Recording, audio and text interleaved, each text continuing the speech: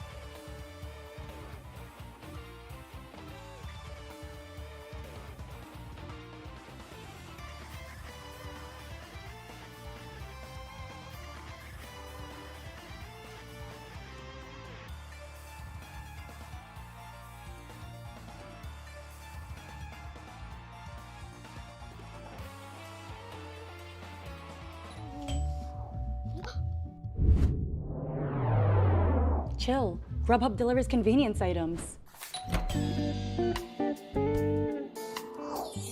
Grubhub delivers convenience items. How's it going, everybody? Welcome back to the Panda Cup online qualifiers. This one is the fourth and final qualifier for the South Central region of NA. My name is Laird. I'm joined by the phenomenal Hazmat hanging out with me today. How are you today, buddy? What's going on, man? I'm feeling good. You know, obviously we have quite the bracket ahead of us. As these online qualifiers is going, it has been quite the mix of the characters that we see in top 8. And for this one, so today it's the online qualifier, the fourth online qualifier for the South Central USA. The states eligible for that are Alabama, Arkansas, Colorado, Kansas, Kentucky, Louisiana, Mississippi, Missouri, New Mexico, Oklahoma, Tennessee, and Texas. So we have, obviously today's the 22nd, and then this is the final online qualifier going into the regional finale coming up basically 1 month and 1 day from now. So this is the last chance these players have to try to qualify for that regional finale. And the majority of the players we are going to be seeing this evening are well on their way to earning themselves a good seed in that final standing. Now, if you take a look at the standings, our top 4 for this region, we actually have a tie for 3rd place, but this is who these players have to go up against. Magic Trumpet Man, who is currently in the losers bracket, still trying to extend his lead further, not that he really needs to. And then, of course, you have Enharmonia from Colorado, the Robin main, as well as Mouse and Teaser, who is arguably the best Samus in the country, taking heads in this region as well. But other than Magic Trumpet Man, none of them are left in the bracket. And just remember, go to start.gg/Panda Cup for all of the information on the online qualifiers. We are wrapping up pretty quickly here, but the top 32 point earners qualify for their region finale, and then the 8 regional winners after that, after the qualifying rounds, they do qualify for the Panda finale.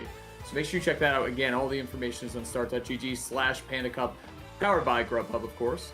Yes, and after this evening there are only 2 more qualifier events on the online series, and that is the Southeast USA coming up on the 27th of September, and Heartland's final qualifier as well, which will be on the 29th. But as we see right now, here is the bracket for this evening. Looking good right now. So you have Captain Squiggles, actually a DDD main, 3-0ing Saboteur, who's a Bowser. So battle of the heavies right there. I think DDD honestly does pretty well against Bowser. So I don't know about winning or whatever, but either way, Captain Squiggles taking that one down 3-0.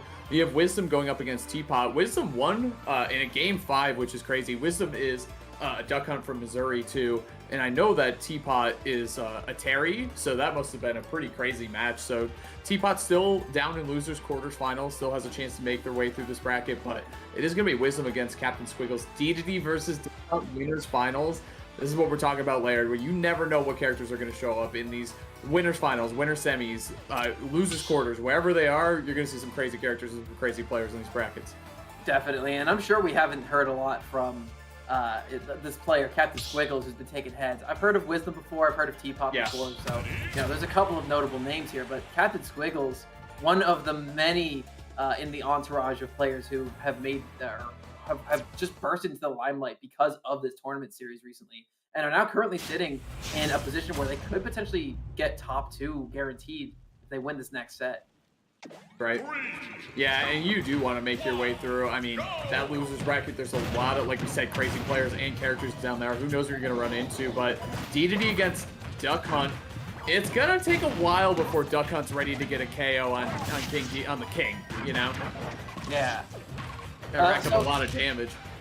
Yeah, and already we're getting into it. FD has for the stage pick. I'm not very surprised seeing as we are fighting against 2 projectile characters.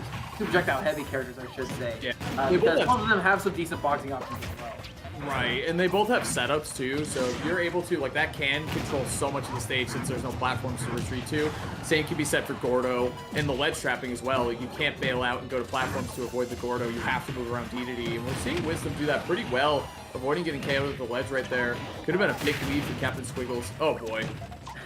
And in the mobility department, neither one of these characters are lacking in some extra movement. Obviously, Duck Hunt has access to some reverse shenanigans with that can, and DDD has access to their multiple jumps, as well as a super armor up to help them get out to take a situation top stage. But when it comes to this projectile game, it's a battlefield that we're on top stage.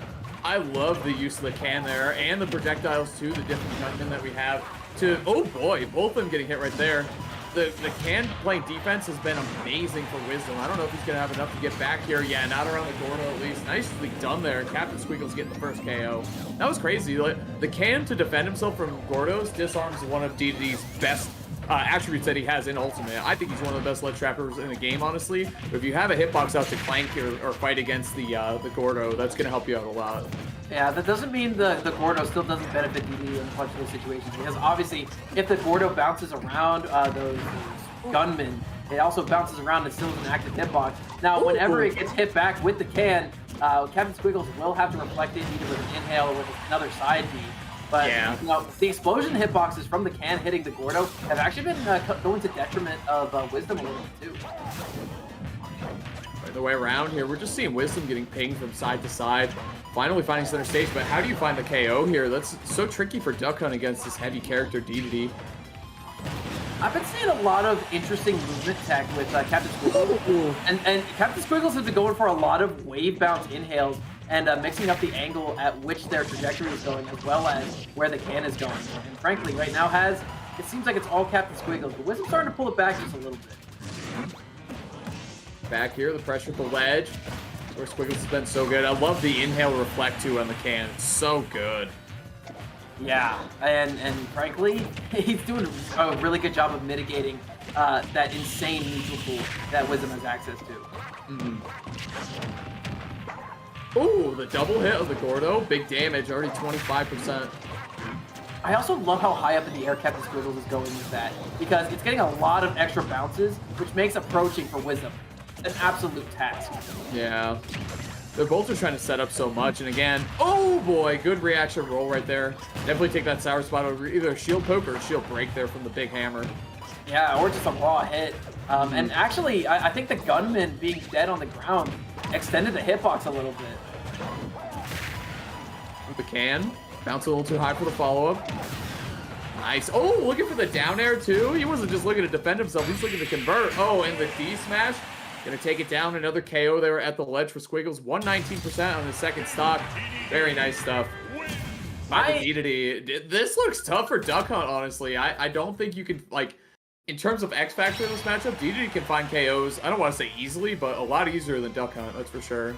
Yeah, for sure. I'm with you there, Haz. Now, I am taking a look at the PG stats for Captain Squiggles, and honestly, nothing too impressive here. I haven't seen a lot of placements at majors and not a lot of high placements at locals or anything, but consistently in their scene at Next Level Cafe, they've been placing first, second place, first, among others.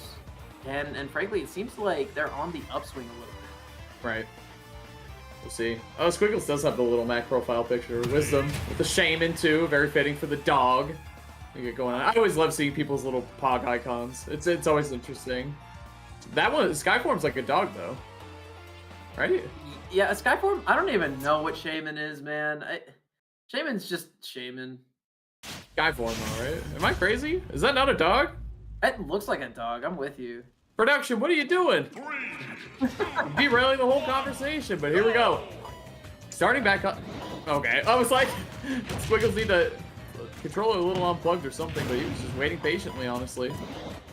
Yeah, but hey, we're getting right back into this. Has still in Final Destination. You know, Wisdom took their time to deliberate on stage picks, recognized they couldn't find anything better than FD, and already Squiggles is going to work here on this stage. No platforms to escape from all the pressure.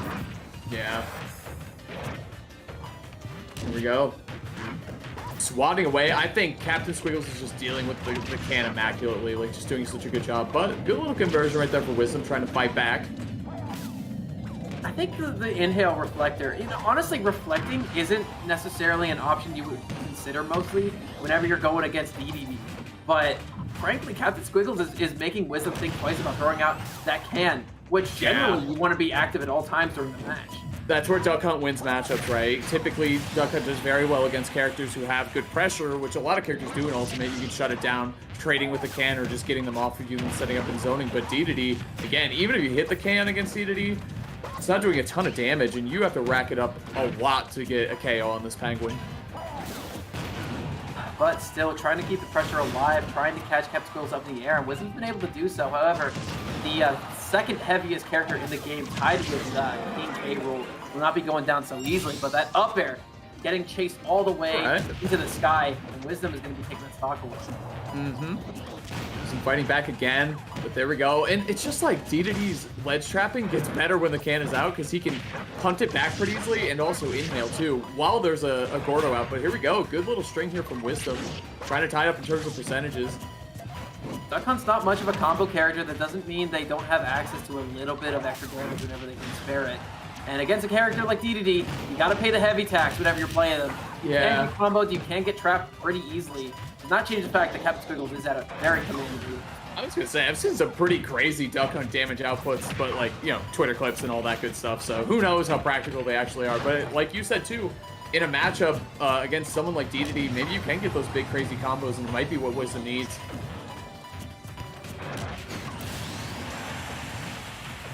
Okay, last stock here for Wisdom. Then again, they did a very good job of trying to even this thing up a little bit. However, it's going to take probably about 40 or 50 more percent, unless we see another smash attack at the ledge, perhaps, from Wisdom. Because DDD can linger quite a while past expiration date. He's like that milk that keeps hiding behind the other new carton of milk in the fridge. Yeah. The old feta cheese, right? From 2019, you know? It is what it is, but here we go. How long's the soup been in here? You know? That's all green. That's a DDD, yeah. Yeah. Living right now for sure. Back air, there's a conversion right there. And getting, you know, I don't want to say early KO, but early for this matchup. So nice job there getting the conversion from Wisdom. Perfect timing to do that. Yeah, one side B from Wisdom is going to result in a little bit of extra damage. Very near even percents, and Wisdom's just taking the lead. Some very good pressure, and getting a couple extra bounces in on the can to go over top of the inhale. That is ingenious counterplay from Wisdom. Yeah, the counterplay's coming out for sure, especially coming around to this all-important last stock here. Oh, looking for the dash attack. Can't find it, though. No KOs to be found yet. Wisdom using a low-profile dash from Duck Hunt to go right underneath that Gordo. Get some extra pressure on the board. Catches Captain Squiggles trying to land on top haphazardly. Oh, no. Grab. This could be big damage. Getting out the right DI, getting away from the up air. Can coming out. Shield. This is so scary for Wisdom, honestly. Right. Oh, did you air? Oh my gosh, that air dodge was so clutch, just in the nick of time. That can's gonna come out. This is nearing kill percent, has. Good movement right there by Squiggles. Not throwing out a Gordo either, just moving around the can and prioritizing that, because once you hit it with Duck Hunt, you back air it, aerial it, it goes the other way. So that was good awareness from Captain Squiggles. Yeah, oh, that was setup. Playing catch with himself. Good setup there by Wisdom, trying to catch a jump out of shield. Couldn't find it though. Oh, what is going on right now? There's too much to watch on the screen. The fastest gunman comes out too. Very nice. Right. Oh, that Gordo's gonna get refracted off the can. Super Armor to go right through with the star. Not going to help out. However, wouldn't take the stock. Oh, but it's gonna be the can on DIN. And it's going to be Wisdom winning game number 2.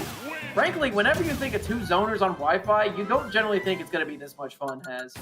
That was insane. Like, what a scramble at the end to get that last KO or that last big hit. Either way, very nice stuff there from both players, honestly, but Wisdom for getting that last hit and sticking out, because there were a couple opportunities that slipped between both of their fingers in order to close that game out. But coming out on top, Wisdom, very clean stuff.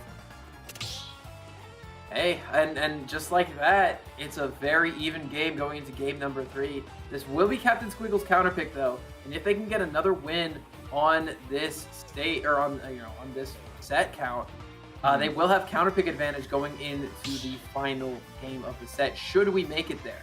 However, same courtesy can be said for Wisdom. We'll see. I think we're gonna get a change of scenery. It seems like, at least. Yeah, if I had to guess, well, let me think. Good DDD stages. I think Smashville's like the king of DDD stages. Because it's small, the Gordo's really beneficial on that stage, but I feel like Duck Hunt benefits just the same because both these characters want to take up space with their projectiles, and I feel like the fewer platforms are, the more DDD's going to enjoy that. Yeah, and he just, in terms of like mobility and stuff, DDD just doesn't have it, you know what I mean? So something like the platforms on Battlefield and all that, maybe won't get that much out of it, but I'll be honest, I haven't thought about this matchup a whole lot in my lifetime, so I'll leave it to the experts here, Squiggles and Wisdom, see what they come up with. Like, I really like that Wisdom stuck it out with the FD counter pick, or not counter pick, but just like staying on FD, running it back, and changing his game plan going into that game 2, rather than trying to find a new stage and adjust. He's looking pretty strong coming into this game 3, Laird. I agree. I mean, I feel like the adaptations that were made in game number 2 were incredible. Oh, okay. Ew. Someone was trying to go play Pokemon Unite, but remembered they were running a tournament. Oh, host? I'm going. Let's go. Yeah, dude. I got sick Decidueye. I don't miss. No, you don't miss, bro. I don't want to make Doughboy angry because I'm not sure if he's in the chat, but my Machamp, best in the world. Best in the world. What position do you play him? I play Mike linebacker. Oh, you're not at okay. You go center, point guard. Yeah. You go jungle. I'm actually left bench. Okay. No, strong I'm position. You gotta hold it down. Yeah, I'm a bot lane. Okay. You attack weight? No, I'm not. You're not convincing me, Laird. What the heck? Look, man, I just play the game and I just win. It happens. Same with Smash Bros. Actually. True. What's going on right now? Do we know? This is why they stuck me on commentator, because I just win every division. No matter what. Like Wisdom really taking their time here. Let me see. Yeah, I'm not sure if we're getting a lag test or anything like that, but as it stands right now, the Wisdom's certainly trying to use that big old brain of theirs. Yeah. And I mean, we saw too, like a lot of conversions coming out from Wisdom, like that back air to get the KO. It seemed almost at the perfect percentage, like very, very close. So a shot by Wisdom being able to close out the stocks a lot cleaner in that game 2. So we'll see though what happens exactly here in game 3. When you really look at the damage that Wisdom was able to do, we don't have the exact statistics, but in order to take those stocks, they had to take Captain Squiggles to above 150 pretty much every stock. So they did at least 500% overall, maybe heading up to the 600% range across the entire match. So if Captain Squiggles can hang on to that durability and use that as their moxie going forward, it's going to be very difficult for Wisdom no matter what stage you're on. Yeah, that might be the thing too that's scary, because if you pick, or if Squiggles goes to a smaller stage in order to try to get early KOs as DDD, it can also bite him back and betray him a little bit if he starts losing those stocks earlier to Wisdom. So be interesting to see if you want maybe a bigger stage so DDD lasts longer and you just try to set up more ledge trapping and try to get those KOs. But I don't know, it's a lot to think about honestly in this matchup, as in terms of who's going to control the pacing and the stage and all that good stuff. Right. Okay, there was a Smash GG report error, unfortunately, or excuse me, Start GG. So we are just trying to deal with that real quick. Our TOs are on it. We're going to have a match coming up real soon. All right. Cool. Okay. So we're going to actually, while we get this sorted out, we're going to toss to a quick commercial break. Stay tuned. We'll be back with some more of our online qualifier. Again, South Central USA. Going to be some good sets. Don't go anywhere. We'll be right back.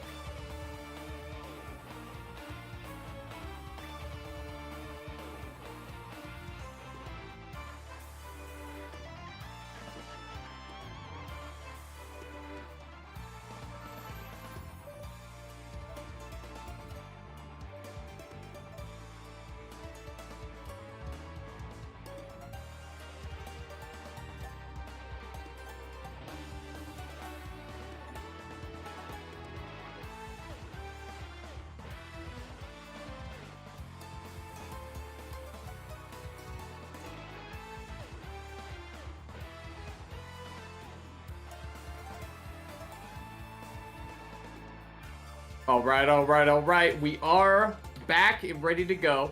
Jumping back into the South Central USA Winners Finals of our bracket. Just had to fix a little discrepancy on the bracket side in Start.gg, so we're all set there. Wisdom is ready to go, as is Captain Squiggles, so let's get into Game 3 here, starting up any second now, Laird. Yes, and I'm very excited to see this one unfold. We've been waiting for a good amount of time for this Game 3 to happen. And I've been on the edge of my seat the whole time because Games 1 and 2, you look at these characters and you're like, oh, Wi-Fi DDD, Wi-Fi Duck Hunt. These two have been absolutely masterful in their execution and in their counterplay against each other has. And I've been completely floored by some of the counterplays I'm seeing from both of them. Yeah, for sure. And making some adjustments on the side of the Duck Hunt side of the matchup. And when I'm reading a chat from resident expert Dwang Thang, actually Duck Hunt, longtime Duck Hunt player and someone I've known for many years. What's up, dude? It's good to see you in chat. But definitely one of the main issues for this matchup for DDD is the lack of mobility and the lack of the ability to keep up, and that Duck Hunt can deal with the Gordo well. So it's just, I feel like it's one of those classic heavy battles where you lose neutral a lot, but you can get the KOs earlier, right? If you get 1 or 2 solid reads, it can just happen. So we'll see, though. Wisdom played so well in that game 2. We're going to see what happens here in Game 3, Laird. Yeah, I'm looking forward to seeing Wisdom use these platforms to extend their combos, and so far, they've been doing a very good job of that. Already has 70% on the board against Captain Squiggles. And, Squiggles is usually the one we see get up to an early lead in these things as. Right. Yeah, and I mean, this is more or less what we expected from Duck Hunt, right? Kind of dominate the neutral and then try to find a KO. But if Wisdom cannot, that's where Squiggles can capitalize with the rage on DDD, which is, it's kind of life of DDD sometimes, honestly. You get beat up a little bit, then you land a couple hits, you get to ledge trap a little bit, get some damage, and then get a KO pretty early. One of the things that DDD has in this matchup, while DDD is large and heavy, they have that reflector, obviously. But the big thing is that Duck Hunt, for a character who has, a bird on their back, they do tend to struggle a lot with some verticality. And the low ceiling of Pokemon Stadium 2 here is going to be catching that bad DI on the can and taking the first one away. However, answers right back does Captain Squiggles. That's what I'm saying. And you just saw the dynamic of this matchup completely, right? Wisdom getting a KO around 160, but then Squiggles actually firing back and getting a KO around 70, 80, starting on that up air. So very nice stuff from Squiggles. Returning the favor on that first stock and keeping it very competitive. Nice. Yeah, the precision with the cans is so important in this matchup. We didn't see that a lot in the first game, but now we're seeing it a lot in Game 2 and especially in Game 3 here. Keeping up the pressure at the ledge right now. Captain Squiggles is going to retreat back to center. And one thing that's super important to note about inhaling the can, it actually gets rid of the can. The can explodes whenever it hits the ground or Wisdom. So, I feel like Squiggles is not only doing that to put some extra pressure on Wisdom, but also to remove one of the most all-encompassing neutral tools in their kit. Right. Some more setup here. Honestly, pretty even game so far. The numbers don't indicate that, but the weight factors, or the weight of these two characters needs to be factored in there. Oh, off the discus? Okay.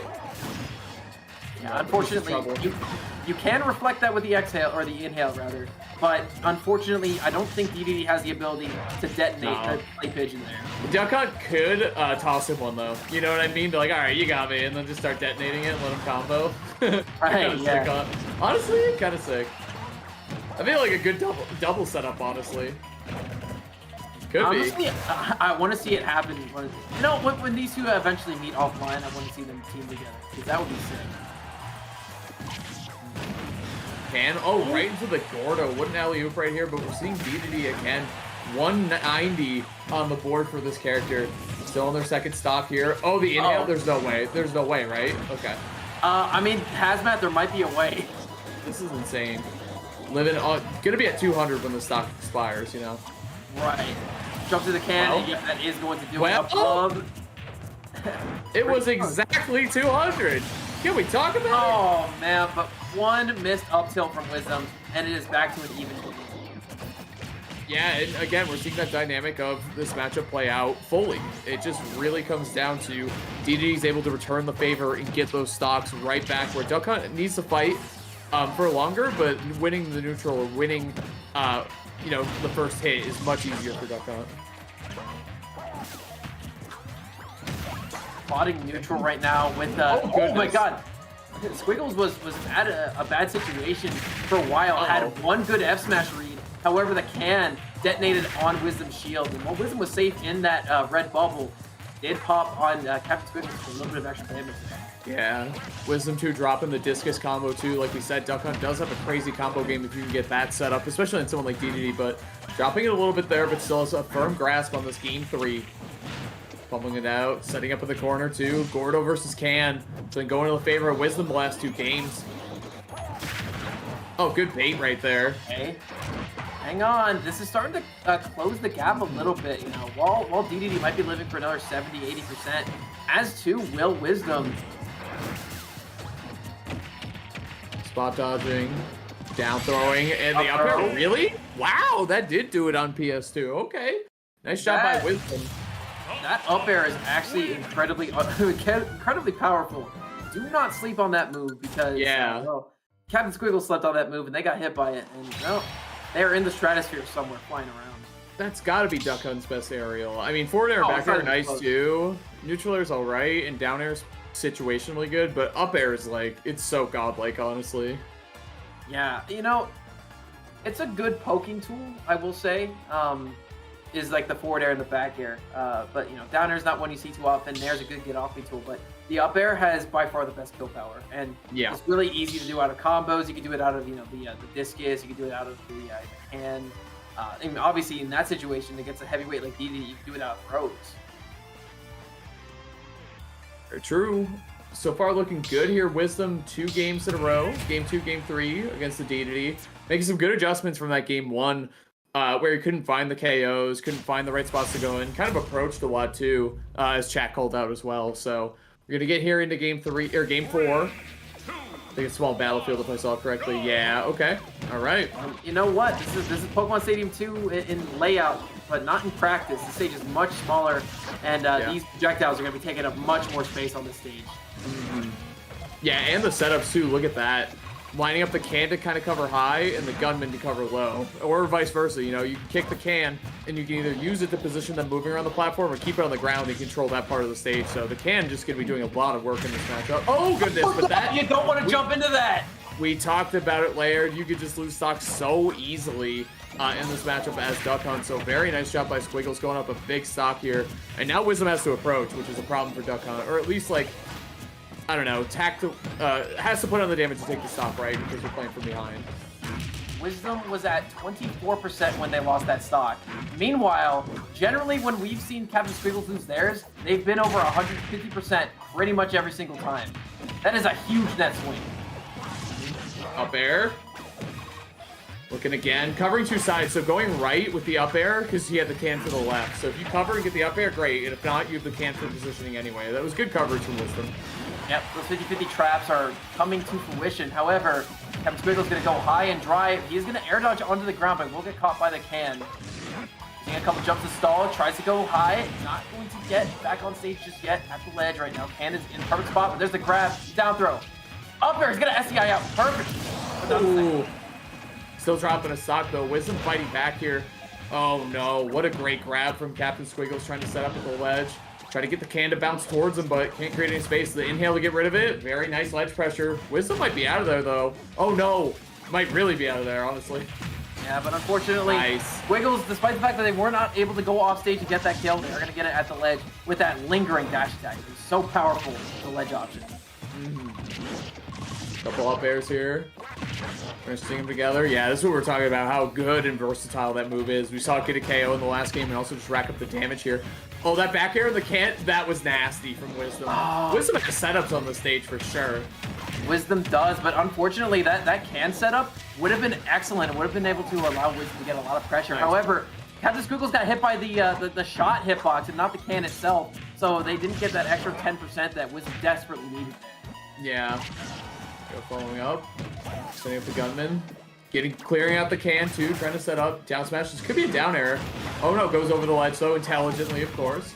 Yeah, that was a regrab. Yeah, because in a DDD, you'll definitely take the hit and take some more damage rather than dropping the stock to an obvious down air, right? So, just good decision making from Captain Squiggles. There's something you see from DDD mains all over, is they'll get beat up all they want, but finding the KO, that's where they'll make your job difficult. Okay, but there's a clay pigeon into the forward air. It's not going to take the stock away just yet. 197 on the board for Captain Squiggle. And they're just going to jump right into that can. That bad air acceleration is no match for one can of beans. Yeah, exactly. The can, again, and the gunman and the disc, like, they just cover so much in DDD. Known for a lot of stuff, honestly, in this game, but movement is not one of them, so Wisdom abusing that to the best of his power. Now he has the lead after that quick early stop. Yep, excellent way to come back in this match. Okay. Neck and neck, folks. Yep, creating some space right here. Gonna up tilt it, get it to go the other way. That's just gonna detonate, actually took too much damage. Oh, okay. Yeah, we're gonna shoot some projectiles here. Neither one of them want to get trapped on the ledge or lose a stock or get comboed at this point. Last stock here. Wisdom trying to close out in game 4. Captain Squiggle's trying to see game 5. Wisdom doing a good job of holding stage right now. That's a big deal because Squiggle's gonna get hit by the reverse hitbox on that roll in. Percent windows are starting to extend in favor of Wisdom. However, this is nearing kill percent for Wisdom. There you go. Setting up to the ledge again, the gunman backing off and going with the can. The Gordo wasn't ready to go, though. Unfortunately for Squiggles here. It could cost him the game, honestly. Up there? Oh, that does it! Off the top! Wow! Very nice. Died in or something. Well, we talked about it. That up air is just so good for Duck Hunt. Very clutch stuff there from Wisdom. After dropping a very early stock, too, that was a really, really impressive comeback. It's hard with a character like Duck Hunt, even though you have good damage output, good projectile game, and all that stuff. When you're trying to come from behind, from that much of a deficit, and you have to approach in certain situations, you have to make these setups count. Wisdom cashed in big time, so very nice stuff. Getting that last KO off the top with the up air too, so very clean by Wisdom.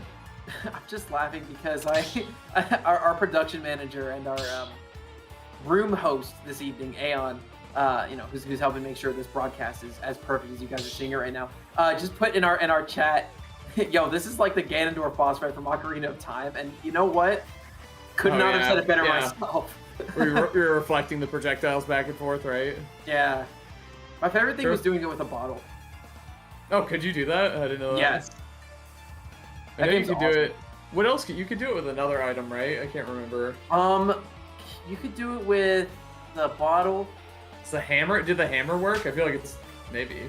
I think. Okay. I'm not sure if you could do this in the original version, but I'm pretty sure you could do this in the 3DS remake. But I think that you could like crouch shield with the hammer, but still use the hammer as like a little stabby, like you could with the sword. Mm-hmm. So you could maybe do it that way. I'm not sure though. I'll have to like go and look it. Cool. Hey, we talked about Teapot earlier today, dropping a set to Wisdom in the winners bracket. Gonna be playing against Spin, so maybe Teapot is warmed up now and ready for the Duck Hunt matchup. Looking pretty good because the last 2 sets that they played, it looks like Teapot has a pretty solid win out of 5, having 5 Ws and only dropping 1 game. So it's looking pretty solid. The last 2 sets, both of them going to Teapot here. They played each other on the same day though. This was back all the way in July, so we're not entirely certain who's going to come out on top here. But this is a different terrain. Let's see who comes out on top. Winner of this is guaranteed 4th place and an opportunity to go a little bit further after losers semifinals. But hey, man, I never expected to see a Duck Hunt this evening, let alone 2. I know it's rare to see 1, and like you said, let alone in this far in a bracket too. Forget about it. I'm honestly really happy. I'm not gonna lie. This is a character that's not very fun to play against sometimes, but watching them is always a treat. Mm-hmm. Just because it really is, yeah. It's a novelty whenever you see a Duck Hunt. We got 2 tonight. So I actually played Duck Hunt a lot in Smash 4. It was one of my first mains in the game, and maybe that's where like my love of Belmont came from as well, because it's more of that projectile zoner, like trap kind of like Rube Goldberg, try to set up like a, how is he gonna get the KO? And then it's like can into gunman into up air, like getting all these kind of crazy chaining all these hits together. So yeah, I think it's a really fun character. Obviously, I love both these character archetypes because you have Terry as well, right. More the brawler who likes to get in. And Terry does have crack shoot, which is a great zone breaker in a lot of ways. He's off the ground, so he can avoid projectiles low to the ground. Yeah, legs are slightly disjointed too, and it's an excellent anti-air tool because of that. Fast. It's fast too, and a lot of projectiles in this game, even if they're good, if you predict they're going to come out and you crack shoot, you'll either go through it or be right on top of them anyway, or just hit them flat out. So We'll see what Teapot can do here. Seems like he's good at the matchup. I mean, bringing Wisdom to Game 5 is really, really hard to do, regardless of what character you're playing. So it'll be Terry going up against Spin's Duck Hunt. It's going to do it later. Yeah, Teapot definitely getting put through the ringer this evening when it comes to these opponents, these duck hunts that they are having to deal with. And you know what? Already seeing these two just go scrapping with each other. Now, the difference between these two archetypes is that where Spin wants space, Teapot wants to close that space as much as possible. Once they are able to get in on Spin, they are going to be tearing Spin apart. However, getting there is the problem. Exactly, and this is the dunk hunt plan that we're used to seeing. We saw it a bit against DDD, but obviously he has, you know, Reflector and his own projectile to really work with. Terry's only projectile, it only goes on the ground, so that power wave isn't going to be super helpful here. Looking for the full screen super, though. Come on, Teapot. One thing I am saying, or I am noticing, is that Spin is much more aggressive once they're in advantage, than their counterpart in Winterside Grands right now is. Wisdom is very laid back in their neutral, and Teapot is definitely not ready for the tempo here. The stage spike under the stage. Put him in the spin cycle right there. That was just crazy stuff. Oh, getting the full follow-up. This is the thing that we're going to see here too, Lair. Like, DDD in the last matchup, a lot of power, lost neutral, got bounced around a lot. We're going to see a lot of the same from Terry here. He does have a lot of power himself too. Like, a good confirm right here can do it. Burn Knuckle or even a power knuckle potentially doing it at the right spot on the map. Yeah, the difference is DDD kind of struggles to get these long-lasting combos that do a ton of damage and then confirm for stocks. Terry, you know, doesn't really have that same problem. However, their projectile is much easier for Duck Hunt to deal with. However, putting the can over the power wave was so smart, by the way. Like, just pinging it twice just so it was high enough not to get hit. That was so good. And it kept Teapot out, unable to follow up. That was amazing play by Spin. However, though, he is flashing. The go meter is active. And with a nice grab into the gunman. However, it all is for naught until that stock is taken. It's crazy how different the pacing is between this matchup and the last one. You know, DDD versus Duck Hunt is going to be more like a slower matchup just inherently. Terry brings this, like, rocket fuel to the matchup, right? And then also Spin is matching that pacing very, very well. Oh, if he went into Power Geyser, I think it would have broken Shield or Shield Poke. Either way. Oh, well, you know what? It doesn't matter. That is a half-screen dunk right there. Always are surprised to see those. Some very good DI. And this is one of the stages with the higher ceilings in the game has, so Teapot definitely DIing that very appropriately. Power dunk for a good 17.6. Yeah, it's funny. Oh my goodness, the conversions. The damage. Extension. Oh, over another spike? What are you doing, Tech? Teapot's playing insane right now. Oh, that almost actually worked. Okay, and the conversion? Perfect timing right there from Spin. That was incredible. Both these players are playing amazing right now. This has been the most satisfying individual match I've watched in a very long time. This is awesome, yeah. This is like something I would tune on in the background, just like when I'm doing homework and be like, oh, dude, this is nice. I put the homework down. I can wait, 20 minutes. That's what I'm saying. Watching this set. The other thing too. Oh, Burn Knuckle going the other way. Yeah, I'll turn around, baby. Ooh. Oh, the bait to get the can closer? That's I like interesting. That. Oh, the power, dude, It's funny. So we talked a lot about how useful Crack Shoot's going to be at breaking the zone. Honestly, the angle that Power Dunk goes in at and how lagless it is really good in this matchup. I think at least 2 of those KOs were just raw Power Dunks from center stage, so. Well, hey, already Teapot is on the board, and, this kettle is starting to boil over a little bit. Spin needs to find a way to halt this momentum before that happens, because once Teapot is feeling the rhythm, there are a few players better. I'm speaking from experience. This guy has put me through the ringer a number of times on Wi-Fi. Yeah, and, I kind of regret, I kind of question the decision to do the full screen super there, but if you can connect with it, if Duck Hunt is throwing projectiles, you can go through it and get a lot of damage and stage control. So it's a good idea. Teapot, the initial one I didn't love, but once he showed it off a little bit more and it started working, I get the thought process. Teapot definitely knows what he's doing. Very good stuff. But we're going to be going to game 2 here. This is going to be Spin's counterpick stage. I'm going to be expecting something with a bit of a longer feel. However, that was Town and City we were just on, which is the longest stage in the game. I'm interested to see what happens here. Pokemon Stadium 2, you know what? Yeah.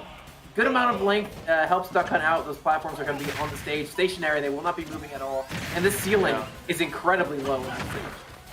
Yeah, I like the way when, you know, with the fighting game characters where you can Kazuya and Terry, it's so easy to run in and hold forward, especially against a zoner like Duck Hunt. I like how Teapot started this match. Took his time, just waited underneath the platform and kind of said, you know what, I'm happy to play a little patiently too. So you have to be able to shift gears and be able to play at so many different pacings to win in this game.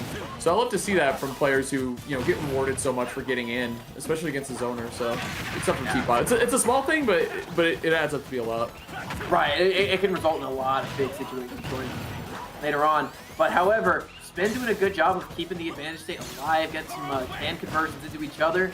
However, 1 or 2 more percent, and Teapot is going to be at that go meter. And yep, it is active now. Interesting, no follow-up there from Teapot, but the can comes out, interrupts. Oh, that's going to be a stock. Yes, sir. The wolf, yep, that's going to do it right there for the dog. First stock going in the favor of Teapot. Let's see what the setup could be here, though, from Spin. And again, Spin has been able to play at this very fast pace, shooting out a ton of projectiles, but at this point, trading with your own can keeps adding up right now, Laird. Yeah, only at 20% now, but if it happens a couple more times, it'd be at 30, 40. It's going to keep going further. That was a very well-spaced crack shoot, too, landing right in front. Oh, that's going to convert right there. His F-tilt is so good. Oh, getting aggressive, too. I love the way, when Teapot has a lead, he's not afraid to go for it, as we're seeing down air. Oh, that would have been so sick, honestly. But oh, hey, but it doesn't matter. Yep. Power dunk again. That much pressure on your opponent off stage with a Shoto is absolutely terrifying, and it forced Spin to be a little bit too fast off the ledge for Teapot to get that interaction. However, all it takes is one grab into that can, and even game in terms of percentages, the stock advantage is Teapot. Easily, and the damage again for Terry just racks up so well. Looking for power dunk again. Punishing that even though it is virtually lagless too. I'm liking this pressure too. Spin trying to get back center. Yeah, and again, you see Spin taking their time. Yeah, you see Teapot mixing up the pacing too. He's matching Spin. I mean, Teapot has nothing to prove here. He has the stock lead already. He doesn't need to go in and get hit by anything foolish here. Oh, I'm surprised we didn't see a shield break attempt right there. Or shield poke. The rough part about that power dunk has is that it is very safe on shield. It's plus on parry, by the way. And on top of that, Duck Hunt does not have the best out of shield options. You have can, and that's it. Good timing on the detonation there. Again, he's starting to punish. Oh, plus the wolf. Almost get a KO. Not quite. Not stock just yet, but looking for more. Jumps into the can off His stage own as Spin throws it. That was disgusting character-specific counterplay, and I love that. Teapot, even though Terry, traditionally not known as a character to go off stage, but he is not afraid to get some air underneath his legs, for sure. He's getting out there and making some magic happen off stage, which is really, really important against a character like Duck Hunt. If you're able to do that, the thing is Terry is so fast. If you can get in Duck Hunt's face, as you saw, literally like cartoon self-exploding can taking the stock rather than Terry himself. So that was just really good counterplay by Teapot. Dude, I love this game. Oh my gosh.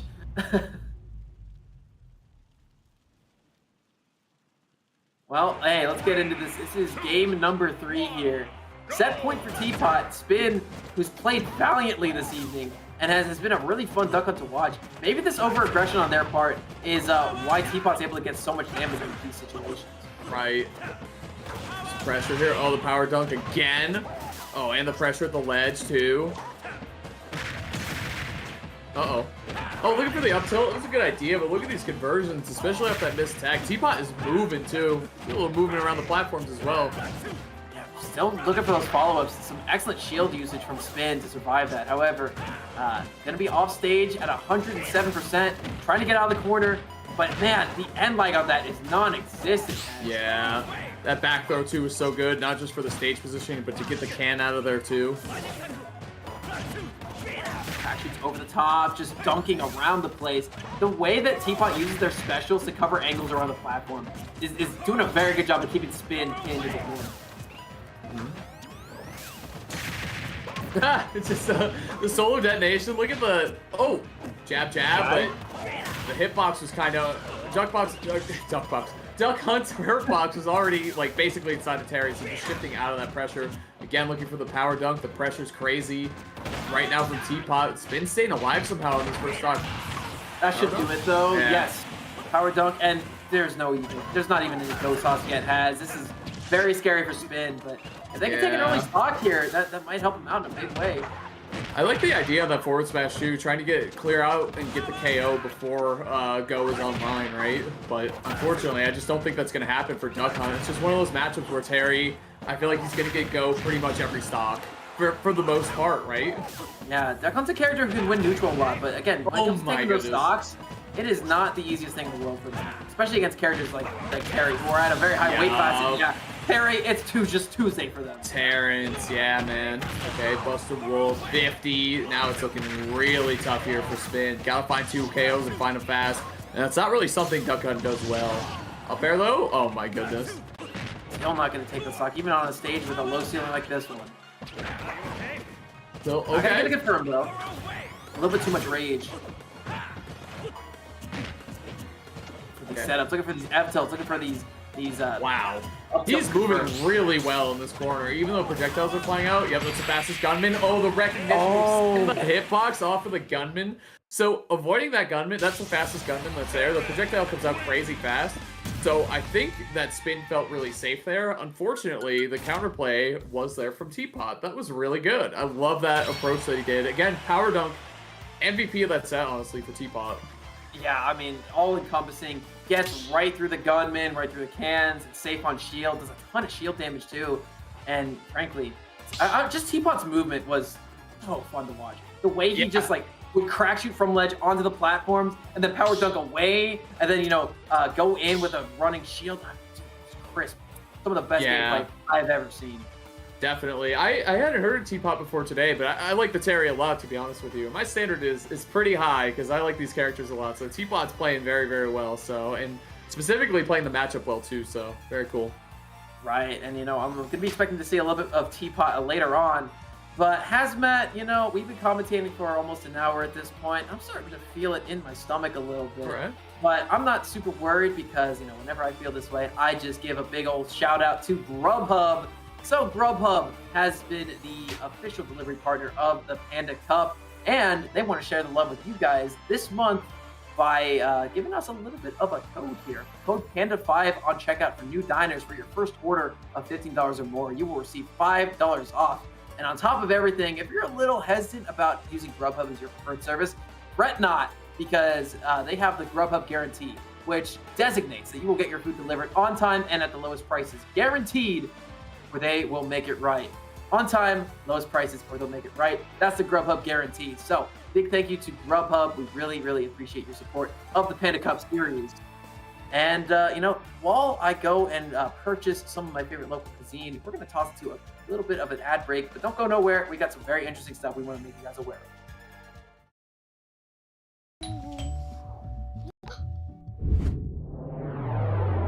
Chill. Grubhub delivers convenience items. Grubhub delivers convenience items.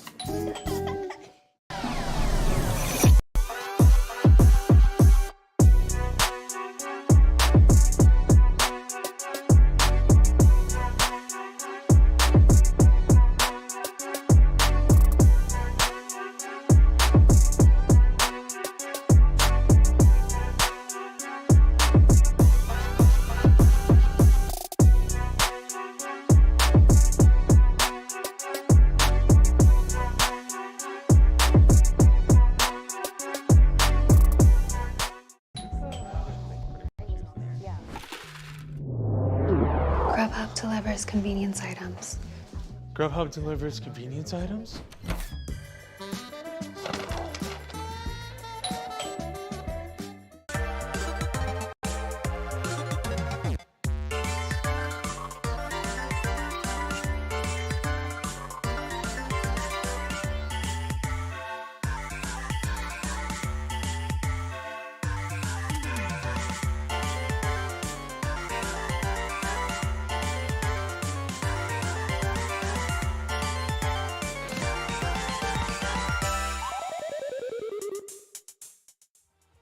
All right, everybody, welcome back. You already know what it is. South Central USA Online Qualifier, the final one here before the regional final for the Panda Cup. Obviously, we already ran through the states once, but I like it, so I'm going to do it again. Alabama, Arkansas, Colorado, Kansas, Kentucky, Louisiana, Mississippi, Missouri, New Mexico, Oklahoma, Tennessee, and Texas all eligible to participate in this bracket. We've seen actually a lot of these states represented here throughout the bracket and into the top 8. So there's the online qualifier. That's where we are today, September 22nd. All these players obviously playing to be eligible for the regional finale there on October 23rd, coming up next month. So make sure you check all that out. And if you have any questions or any concerns about the event, just go to start.gg/Panda Cup. All the information is right there. But later, we're going to keep working our way through this bracket. We're into the top 5 territory. Yeah, top 5. So, yeah. As I'm gonna be real with you, dude, you're going lightning fast right now. I can tell you still got some adrenaline from the last set. I'm going. Teapot. I still got a shout out Teapot. Dude's been putting on a show for us tonight. Yeah. But his opponent will be decided after this set. Now, I think Magic Trumpet Man might be seated a little bit low in this bracket, considering they are one of our top 3 players in the region. Actually, I think they're currently sitting number 1 in terms of points. But either way, one Saboteur, the Bowser main, stands in their path between a 5th place and a 4th place berth here. Yeah, and Saboteur actually earlier in the bracket was all the way in winter semifinals and lost to Captain Squiggles up there, who, you know, Squiggles is obviously waiting in losers finals now. So I think Saboteur maybe trying to get a run back going here, but we'll see. It'll be interesting. Little Mac, like, he's such an interesting character because, you know, typically on paper, he has such a hard time recovering and struggles in a lot of different places that a lot of characters do well in, especially in the air. But he has such a strong X factor. He has so many shield breaks. He has a KO punch. He has so many ways to just take your stock at 40 or 50.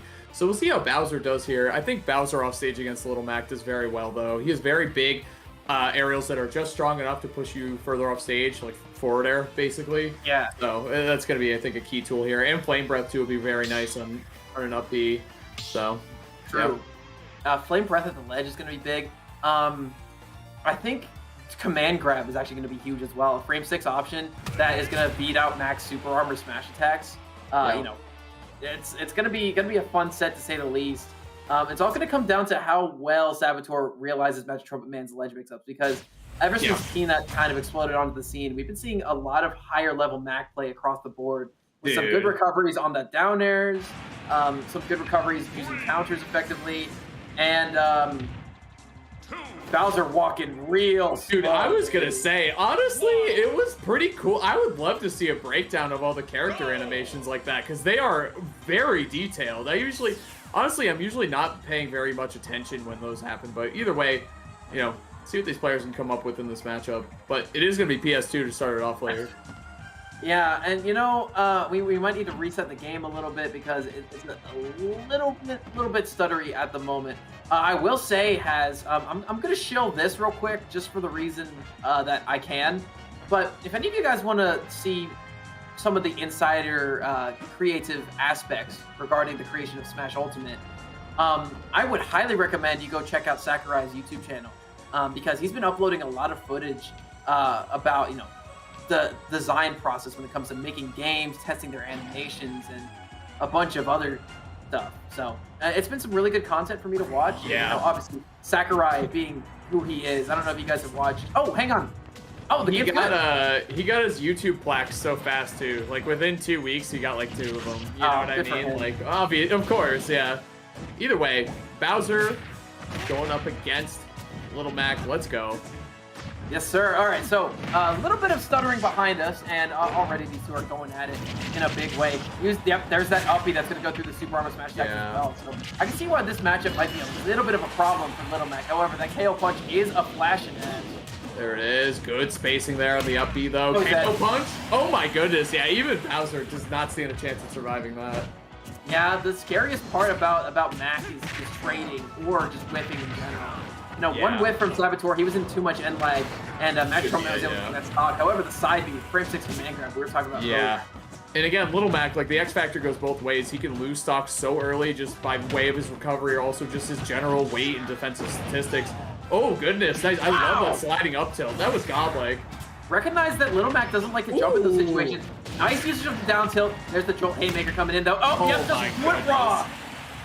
Doing it again. 2 KO punches. Can he make it a third? Oh, Jesus. Oh, not quite yet. Very good stuff right there. Yep. Oh, nice. Man, these landing options from Saboteur have been really fun to watch. They're getting a lot off of Oh, he can make that back, yeah. Yeah, I love the neutral air up the ledge too. Good quick aerial, just enough hit stun to make it work. Jab lock, down B, that's so much damage. Yeah. Oh my It does gosh, dude. insane amounts of damage. Ship break! KO punch is active. Is KO punch gonna do it? Down. Easily. He's from the Bronx. He's a tough guy from the city. The Bronx Three versus KO, 3 KO punches. I'm not gonna lie, I'd be tight, honestly. I'd be mad. I'd be mad, man. Yeah, production. And for production was a Little Mac made in Smash 4. Certainly hit his own fair share of KO punches, so definitely reminding us of that bit of history there. But either way, 3 KO punches to take that down. Like, even the King of Koopas, doesn't matter how heavy you are, you're still gonna fall pretty early to that move. Man, that's what I call TKO has. Full KO? Come on, you gotta give me that one. Pretty good. Anyway, game 2, adjustments that need to be made. I don't want to be that guy. The only adjustment I have for Saboteur is don't get hit. It's not an easy thing to do against Mac, but dude, it is the truth. Saboteur had some really good plays there. Like that down air to get the punish on the edge guard was really good. Like that was good knowledge, knowing that it would connect from there and just hitting low. Really good stuff. Yeah, and I'm seeing in chat like a couple, like there's a Bowser main in chat saying that this might be a pretty even matchup, and honestly, you can kind of see it. Like Bowser has to fight you at some point. Like Bowser doesn't have, aside from like flame breath, but even then, Little Mac can deal with that move as well. So Bowser can't just hide in the air. He's too big. He can't just like hide away from Little Mac. He has to fight at some point. I think characters that have that's where you see Little Mac do pretty well in matchups. So. Yeah, I mean, and the armor helps out a lot. The the fact that Bowser doesn't have a lot of multi-hits also helps out, and the ones that he does have are very easy for Mac to come out in the winning end of trades with. Flame Breath comes out, side B, you can just go right through it. You also have access to counter to go around some of these options, and yeah, it's difficult. But then again, you just need one thing to go in your favor if you're Bowser, and that could be a stock. Little Mac is far and away the glass cannon of Smash Ultimate. I love this song. It's so good. Dude, it's so I love good. Castlevania. We were saying that before we went live, yeah. The 2 games in Smash Bros that have like the best soundtracks across the board, Tekken and Castlevania. And I think so too. Like yeah, let me see, because I think so too. Like that would be knee jerk. Let me see here. There's not a lot of stinkers in those bunches. No, let me see here. Even games like Xenoblade, there's a couple songs in this game I'm like, why am I listening to Gormott? It's a little too happy for this. There's also the Final Fantasy music when they added Sephiroth. That's fair. It goes stupid. It's so good. Yeah, that's fair. That's fair. I will say that like Castlevania and Tekken are a lot more varied because they just have a lot more tracks. Yeah, I think so. FF7's up there too. I think pound for pound Tekken is the best music in the game, but I think you're right though. It's got to be the top 2. But either way, we're going to be going to FD, the final of all the destinations. Look at that, air to air. Oh my goodness, the spacing was just barely off in that down angle forward smash. Did he just look okay? If he lost the stock because of that, I'd be a little depressed. Okay, yeah, you can't challenge that. You just gotta you gotta respect it. Slip counter 2 off stage. Doing it again. Yep, rinse and repeat. Do it one more time. Fans. Do it. Oh no! Excellent recovery mix up there from Saboteur going high. Not gonna get called out by the down smash. He'll get caught by the Jolt Haymaker. Already 4 notches on the KO punch meter has, and he hasn't been hit once yet. What are we looking at right now? Are we gonna see a? We're not gonna see it. No, we're not gonna. Okay. He did not get that this good. Well, that's the thing too. Is Little Mac not taking any damage is wild, because usually you use, his armor and his smash attacks to mix people up or to trade hits and stuff like that. Oh, slip counter connecting with the shell, actually. Okay, Saboteur's like, I'm done. Double down tilts. He's waiting for an air dodge in and through, like the All-American, Okay, but it's gone. Thank God for Saboteur. He has an opportunity to come back in this thing. Like forward air. Really useful tool, actually, in this matchup. These side Bs are really good for Magic Trumpet Man. Maybe getting a little too ambitious with them right there. Oh, nice. The down B. I'm telling you, Saboteur has some good ledge trap options or edge guarding options against Little Mac that you wouldn't see from someone who doesn't know the matchup. No way. Come on now. What was that hitbox? He got hit by up tilt and it like traveled with him in the air. Trying to get the chase down here. Attacking all over the place now. Off stage. No two Trying to down smash at the ledge. Down throw up B. Not going to do the trick just yet. This is a bit of a high ceiling. There's no platforms. Go do it again. Some good guys should save him. Yep, this is the heaviest character in the game, y'all. Yeah. Oh, no! Heaviest character in the game. That means he's gonna fall into the bottom blast zone that fast from something. Just a neutral air. Just tap it in. Just tap it in. He's done. Got it done with. Wow, what a game, honestly, from MTM, Magic Trumpet Man. Godlike. Magic Trumpet That was Man so sick. might be the only Little Mac I've ever seen intentionally go for a footstool and also get a down air for a spike in a single match. That's insane. Yeah, and ZT, the 0 to KO, very, very clean. Yeah, and nearly going for nearly going for a JV4. It was very close. Half that game looked convincing. And as for the standings in this particular region of the Panda Cup Conference, if I'm not mistaken, Magic Trumpet Man is firmly #1 atop the rest of the pack here in the South Central region. Nice. Who did Magic Trumpet Man lose to in winners? I'm gonna check the bracket real quick. Yeah, I think they lost prior to top 8, if I'm not They mistaken. did, yeah. They started top 8 in losers, so let me see. I'm checking right now. I think it was a top 8 qualifier in the winner side. It was against Wisdom. It was against Wisdom. Okay, so that that was winner's side top 8. So only person that Magic Trumpet Man has lost to so far today is Wisdom, who's in winners finals. So again, the path to revenge. Yeah, Wisdom actually beating Captain Squiggles, who's also sitting in losers finals. So there's a line of people, Teapot as well. Teapot, Magic Trumpet Man, and Squiggles all want revenge on Wisdom sitting on Grand Finals winner side. But either way, go easy on me. That's so funny. Dude, Honestly, I love trash talk they put in this game. You think it was trash talk? I thought he was sincere, honestly, after how that last game went. He was like, all right, hold on. He said, hey, man, hold up a little bit. You didn't got to do me like that. Yeah, I like the idea of just running in and out and using your dashing and your movement. That should. Okay. Nice. Okay, yeah, but That's got rid of the huge. KO punch. Yeah, very nice. Yo, he is dealing with the side Bs a lot better in this game too, or in this game 3. Yeah, these falling forwarders have been one of the big options for Sephiroth. It's been very big. Hang on, that's a regrab. Oh, but the one hit of the up B is gonna help that Trumpet Man not get punished for that. Poking right over the ledge, defending himself, but still in a Falling lot up of trouble air? right here. Yeah, that was sick. When Bowser start falling up airing you, that's how you know they're cooking a little bit. Yeah, I feel the same way sauce. about Bowser up air as I do with like Charizard up there, you know? Yes. Definitely. I play against Beast a lot, I agree. There's that down smash to take the stock away. Saboteur was looking for a rising side B at the ledge. Get out of there, yeah. Ooh. No way. No way. Are you kidding me? Are you for real? Are you real right now? Is that real? Is this real life? You gotta hit your attacks against Little Mac, man. It's so hard though, because he has such good mix on whether or not you're gonna have to tech or not. Slip counter, trying to make his way closer. Yeah, we talked about how good the flame breath's gonna be on the ledge here. Oh, roll.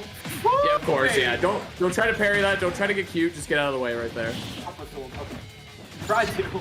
It's crazy that Little Mac kind of has edge guarding opportunities here because you mix up with slip counter, right? Oh, the side B avoided so many of them, but not that last one. Oh, down right there. Yeah. Wow, that was honestly that was some of the cleanest Mac play that I've seen in a while. Like a while. That was really impressive. Again, I like watching Little Mac play. I don't like fighting against the character myself, but I do really like watching him play. Never heard of Magic Trumpet Man before. That's why I love all these qualifiers that we have from Panda, like just getting all these different regions and players an opportunity to shine. So MTM, I'm a fan, I gotta say.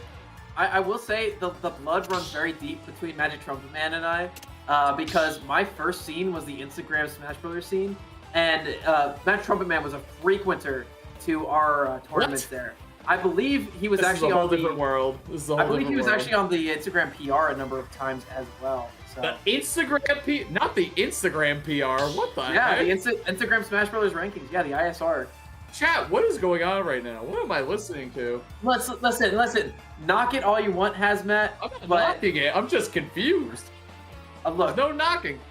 back in the day, it was the place to be. It was an excellent scene, particularly at the start of quarantine. But Who else is where on I it? started, who else started? I think our best player were Nerva from Tampa, Florida. He's a Palutena player, and Okay. I believe Just the Ice was our second. Okay. He's a Zelda player from North Carolina, but no, it was a sick scene. But I came from there. Arbiter Skyward, the commentator, came from there, among others. So yeah, fun place to be. Say Among Us. Cool. Yeah. All right. We're jumping in back here. Teapot against Magic Trumpet Man, and I'm saying, as a fighting game player myself, I hate fighting Little Mac because you have to fight him, and there's no one who mashes better. Usually, 99% of the time, it's gonna be Ken, it's gonna be Terry, it's gonna be Kazuya. You don't want to be up close and fighting, and Ryu. Little Mac honestly might outmatch them up close, especially with the armor mix-ups that he has. So. Right. I will say this is going to be very fun to watch because both of these players have some fire in their pockets tonight. Yeah, they both are coming in up a couple hot sets right here. So I will say the movement from Teapot is what I'm most interested to see Magic Trumpet Man play around because if we go to a stage with platforms, Teapot, you best believe he's going to be crack shooting and power dunking off of them until the cows come home. That's what we saw a lot, obviously, in the projectile heavy matchup against Duck Hunt in the last set, right? But we'll see. Teapot should be ready to go. Magic Trumpet Man. I'm excited for this. I'm honestly scared for Teapot, even though he is a phenomenal player. Like I said, I'm new to both these players, and I'm a huge fan of the way both of them play. Like, it's very impressive. They're both a lot of focus on ground movement. Oh, a little ring around the rosy. All right. I'm out. You're in. See you. Yeah. But anyway, Magic Trumpet Man, by the way, if you go and look at his PG stats page, it actually has trouble loading because of how many tournaments he's entered in. He's entered in, I think he's entered in over like 3,000 or something. It's at least over 2,000. Let me double check. I'll tell you in like 20 minutes whenever the page finally loads. But all good, no rush. I think we're gonna have some time here, but honestly, this is probably gonna be a pretty quick set if I had to guess. I don't, and I hate to say that because both of these players are so good. Yeah. And it's gonna be a 3-0 in one direction just because of how fast and how volatile these two are. I just mean the games are gonna be quick, like just the nature of the matchup, right? Like just how they're gonna be brawling it out so much. Very volatile, very explosive. Oh, neutral air doesn't connect the right way, but Teapot's still getting some damage out here. Uh-oh. KO Punch is a flashing.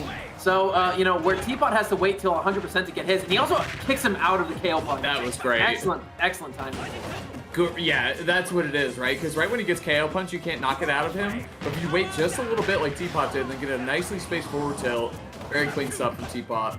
Oh, no, what I mean is Magic Trumpet Man actually had the move started up. The problem is that he got poked before he had Super Armor. Oh, there you go. Okay, so Magic Trumpet Man has played in a little over 1,000 tournaments. Like 1,200 something. But it was the set count I was thinking. The man, in terms of sets, has 2,459 wins to 1,356 losses. Wow, that instant dash attack was crazy, actually. He has, looking to punish. Oh my god, he has over 8,300 individual games as Little Mac. That's a lot. That's a lot. And this is just an official tournament. That's not even counting into part of this Elite Smash or otherwise. Mm-hmm. So this is last stock here for Teapot in game one. And instead of getting his own upbeat, Magic Trumpet Man's going to be going for his to combo break. Okay. Yeah, and this game got out of hand pretty quick, Laird, honestly. I mean, around the first stock, it was looking pretty even, but just the damage output and the pressure Mac could put out has been crazy. Now, the other crazy thing about this match, is that we really haven't had the opportunity to see Teapot with KO Punch. Or, sorry, not KO Punch. With, going. Oh, yeah. Nice, the uppie over the ledge. Little Macs are just so good. Little Macs are so tricky with the recoveries at the ledge, as they have to be. That F-tilt's been such a huge factor in this matchup for Teapot. Yeah. It makes sense. It's like, kind of like, oh, it should be a KO. Okay, alright. I didn't think it would be down smash, but you know what? It gets the job done. One hit onto Teapot. Well, I was gonna say he was gonna get go punch or go meter, but he got F tilted and lost his stock for it. Sorry, my mic was muted. Yeah, absolutely, That's man. fine. I mean, and again, we have yet to see in their last set and now today, Teapot has yet to take a game still off of Magic Trumpet Man. And like I said, very volatile matchup. And usually I feel like when you play as Terry, Ken, Kazuya, and Ryu, you feel good when it comes to close quarters combat and mashing close up to someone. But again, Little Mac might have the edge there, so you might need to make some adjustments in your gameplay. We saw Teapot find a lot of success with the F tilt. Might need to slow it down even more. Like, might need to see more of those longer range moves. I would like to see it very much. Anyway, going into game number 2 here, I expect Teapot to make the necessary adjustments to move around, but the problem is trading, because you have to trade with Little Mac a lot of the time, unless you have access to good projectiles or good disjoints, and Terry really doesn't have access to either of them. For sure, for sure. All right, man. Game 2. We got a best of 5 here too, Lair. Don't forget. I do feel like the games in this. Oh, all right. Well, The wrong stage choice, so we're going to be heading back to it. yeah. Would be crazy if they gentlemen's to one stock each match. That doesn't count as a win, chat. Don't worry. We're still going to play game 2. Don't do it, chat. Don't write 1-1. Come on. Don't say it. Don't do it. Don't say it. Yeah, Saboteur, GG's. I see you in the chat right here. You like your Thanks for hopping Bowser? in, dude.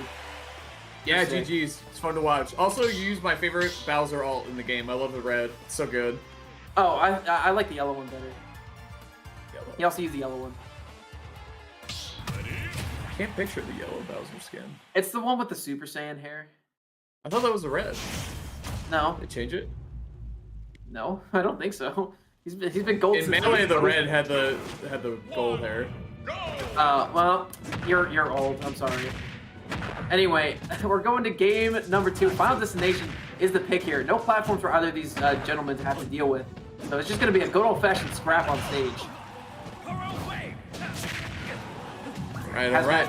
I didn't mean to offend you, though. I'm No, sorry. no, you're not. I'm booting up. I actually have Smash, and I want to look at the Bowser outfits. That's all. Oh, okay. So we're going through. FD makes sense for Terry, right? Going to be able to control a lot of the ground with the power guy or with his neutral B. But dude, Magic Trumpet Man honestly just doesn't care about your game plan.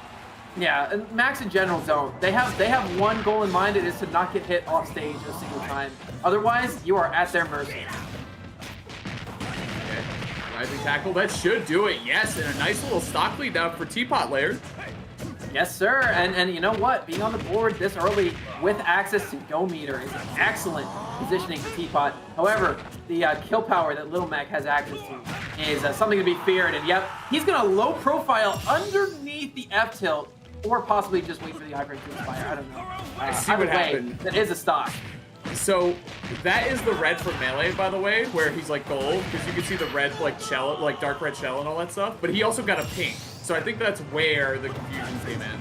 So I think we were both talking about the same outfit, which is Either funny. way, what you missed while you were trying to fact check us on that is that Teapot got a high up B kill very early and took a Magic Trumpet Man stock before he even got KO punched. Nice. I love the idea with the Power Wave 2 layer. Try to get the edge guard going. Okay, F tilt. Down. Oh, what a jump! That's just That crazy was right now, sick. Lair. There is a jab, power dunk. Teapot put himself in the corner off stage. Excellent usage of the charge up B so that he still has access to some iframes. Gentleman jab, baits out the shield, Jeez. goes for the KO punch. Ooh, Now you're okay. at 111%, Oh, but if anyone no. can bring this back, it is MTM. Never mind. Burn Knuckle, okay, dude, that was so scary though. Like you said, Laird, MTM could certainly bring that one back. Just a couple good hits, you start getting nervous and air dodging and like getting caught by all these, crazy moves from Little Mac. Suddenly you're at 90 or like 80, and that could be enough to get KO'd. So I love the counter pick though. FD really worked out well, which is funny because like that was the old Smash 4, like Smash 4 3DS stuff was like Little Mac on FD was unbeatable, right? Like because you couldn't camp him, you couldn't platform camp him. But if you, again, Terry does have very good tools. If you have to fight him head to head, even if you are Little Mac, you have to respect a lot of them. So good stuff right there from Teapot. Definitely, man. So, evens up the set count. This is going to be Magic Trumpet Man's counter pick, though. So he will have advantage in this flex game.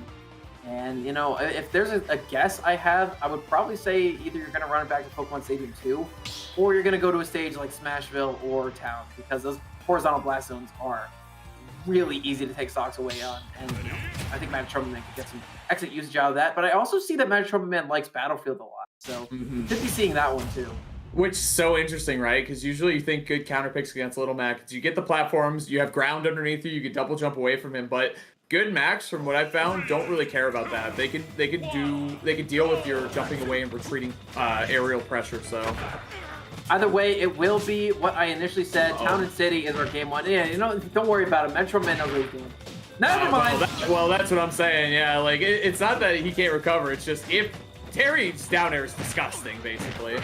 Yep, cornering yourself on this stage was your first mistake. Already 70% on the second stock too. Fraction can put it up to 90. Goes for a hard read and almost connected with it. However, yeah. And this is a raw up smash. Sheesh. He did it good. Is boiling over right now. Okay, neutral B2.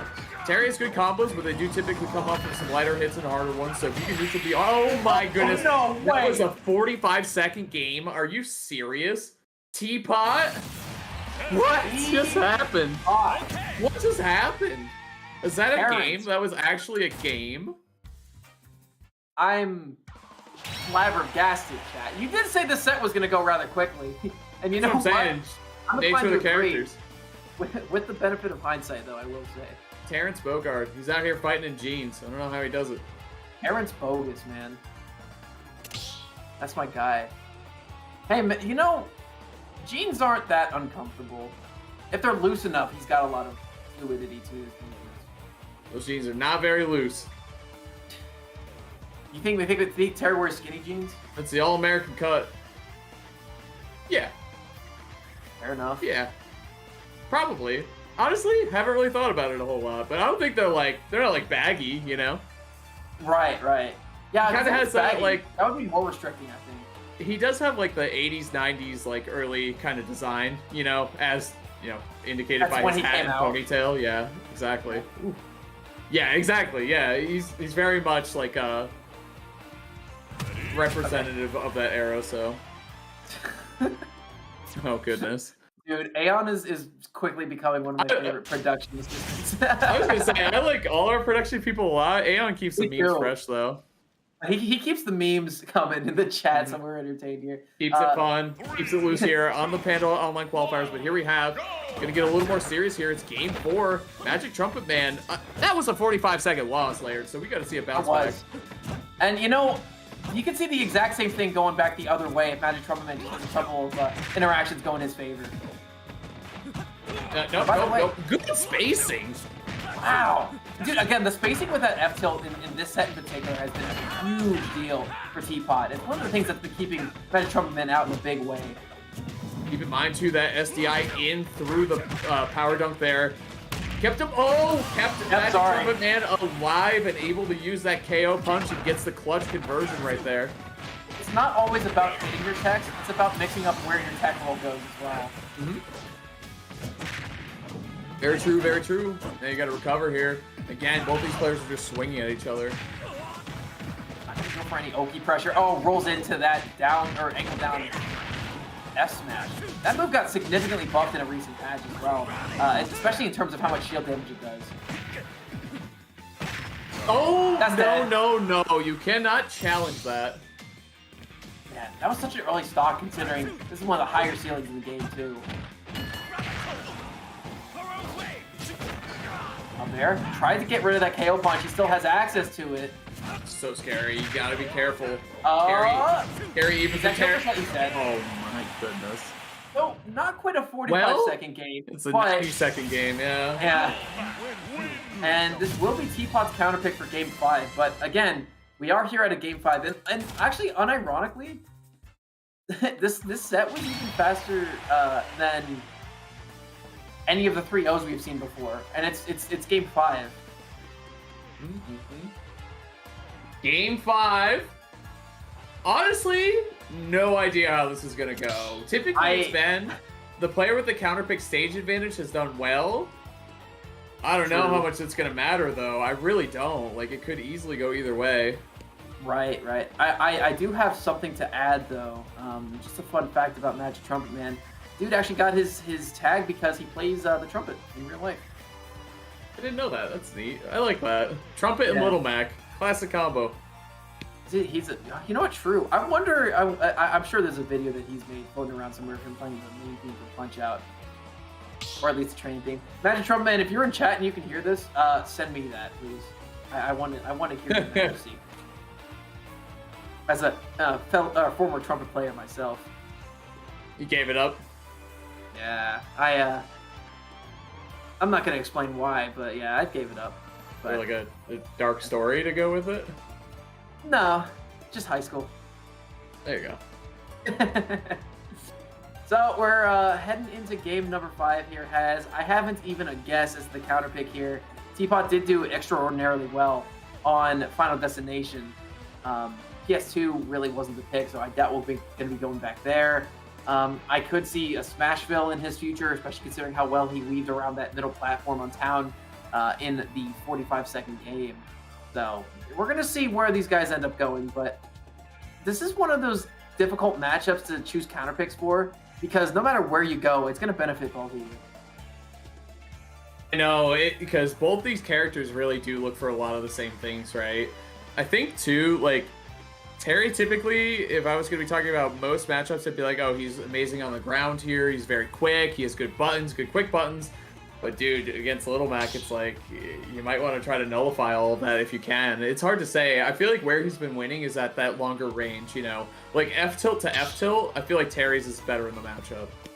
Yeah, I couldn't agree more. However, you know, in terms of the down tilts, Little Max is not only you know, really fast and allows for a lot of setups, but it also has a lot of low profiling aspects. So you can go right underneath a lot of Terry's moves with that. And obviously, you poke out so much that you get a lot of trades too. But regardless, we are going into game number 5 here. Winner of this guarantees themselves 3rd place and a chance to go a little bit further. We are going to be running it right back to Final Destination. We got some King of Fighters music playing in the background. Oh, too. boy. Ooh, I like the neutral air because he could have moved forward if he saw an option, but waiting out the slip counter was smart. No conversion right there, but still goes with the crap shoot and it worked out. Oh, goodness. F-tilt.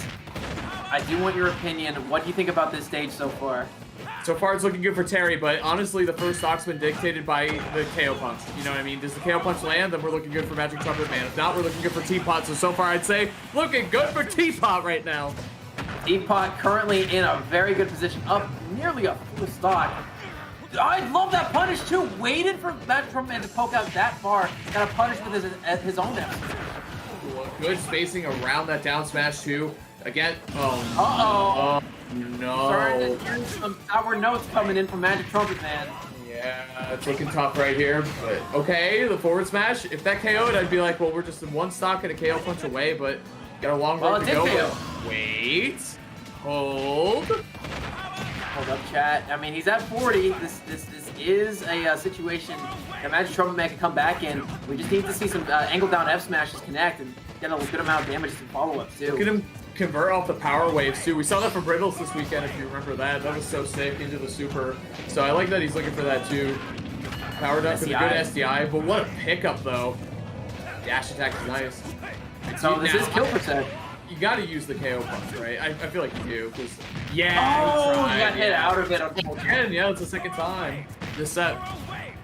And I doubt we're going to see another one here, so it's all going to be raw fundamentals. Yeah. However, Teapot just lands center stage, recognizes he does not have a threat in his path.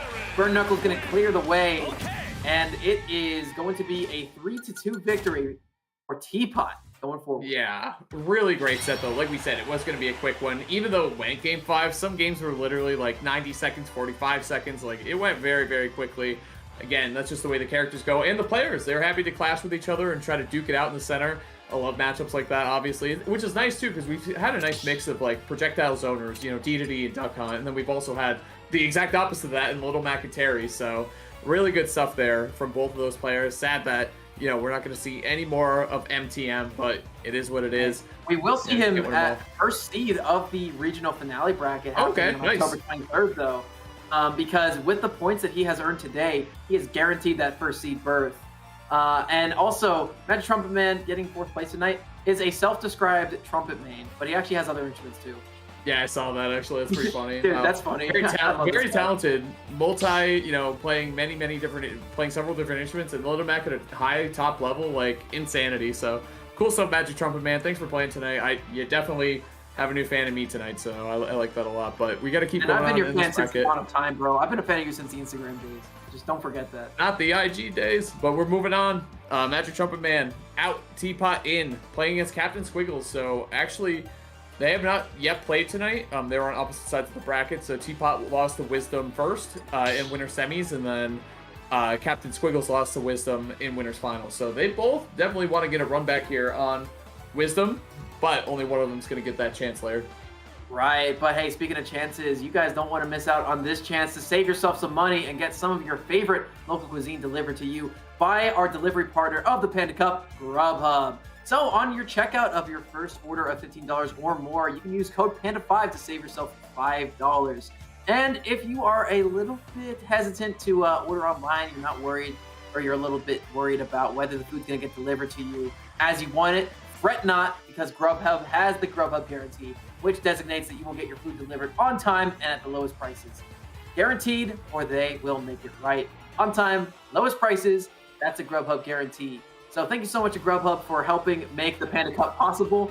And, while, like I said, I'm going to go order some of my favorite, something from my favorite burger joint downtown. We have some interesting stuff for you guys to consider and to keep your eyes out for. So don't go nowhere. We got some more Panda Cup action when we return.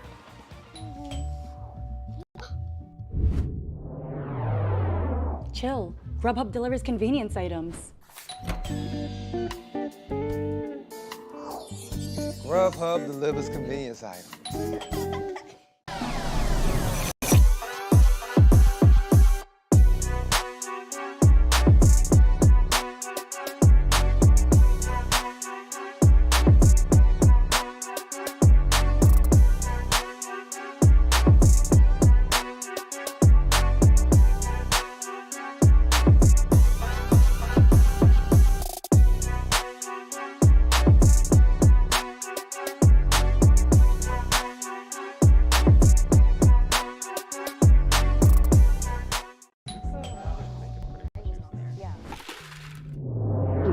Grubhub delivers convenience items. Grubhub delivers convenience items?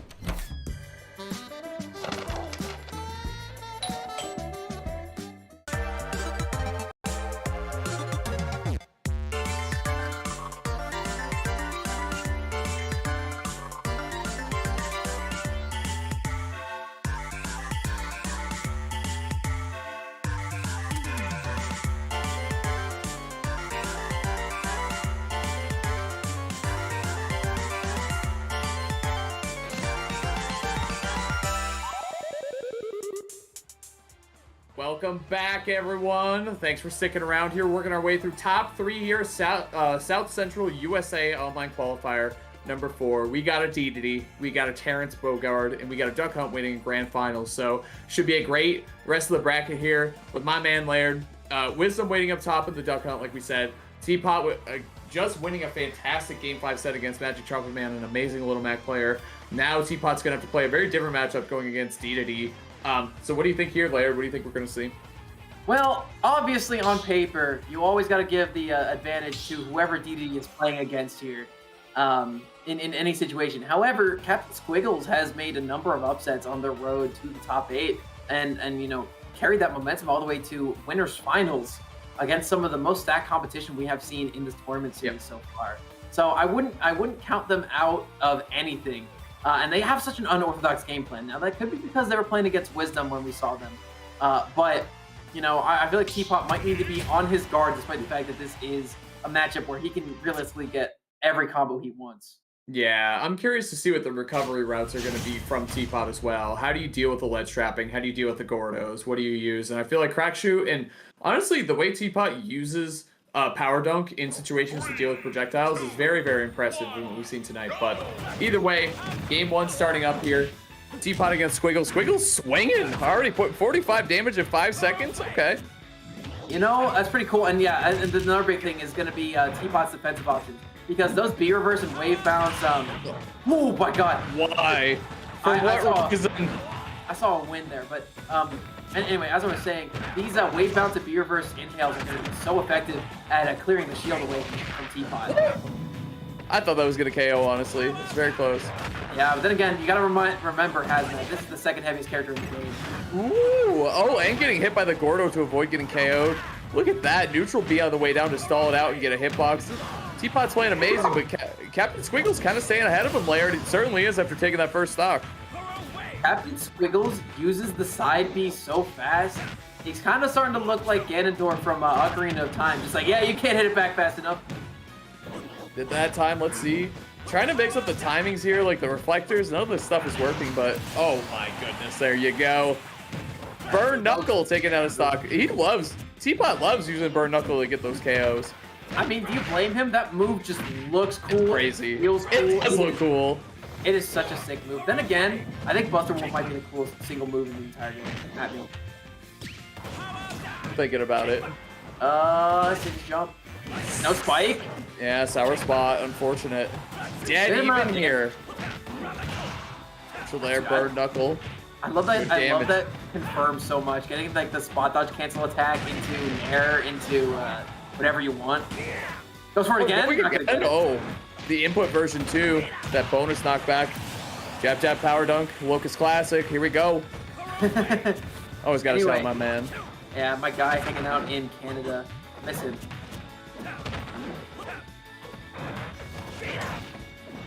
Trying to maneuver around these platforms, though. Teapot doing a good job. And again, you know, Unity's not a character who has a lot of high burst potential movement options like Teapot does. Teapot has access to Burn Knuckle, to Crack Shoot, to Power Dunk, among other things. And, you know, pretty good ground mobility, all things considered, too. So he's just kind of spinning circles around Squiggles at the moment.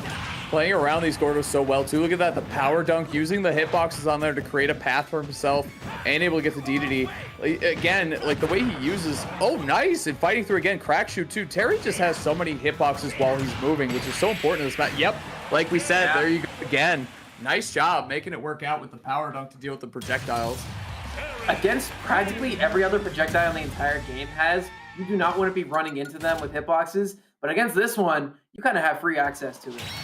Yeah, for sure. Looking really good here for Teapot. And again, you can see how Teapot not only is a good Terry, because sometimes you see players that's like, they're a really good Terry. They hit their confirms. They're not missing their go meter confirms. They're not missing the regular confirms. They're getting all the damage combos, good recovery. But what you're seeing from Teapot is playing matchups really well too. Like Terry has a lot of really strong tools.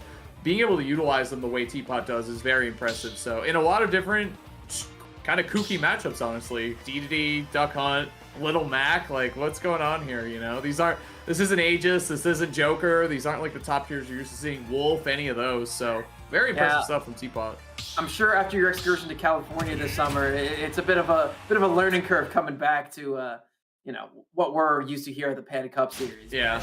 You know, I wouldn't trade this for the world, man. I'm happy to be here with you, with everyone else in chat, and with these two players going at it here. Game number 2, starting off on small battlefield, and this is definitely Captain Squiggles' counter pick because this is his music choice. Oh, the double neutral air for the coverage and then converting into a forward tilt. Very clean combo route right there for Teapot, but he's got to be careful. DDD at the ledge. Good stuff from Squiggles. Keeping that control going. Yeah, I like the usage of the jet hammer falling through the platform and using the inhale to get Teapot offstage again, but a nice, easy peasy shield. Trying to go for a little bit of extra. Goes for the spike, too. Not quite going to get it, but hanging out real nice and low. There's the F smash to catch a neutral get up. That move covers so much distance, and, you know, it's very strong. All things considered, too.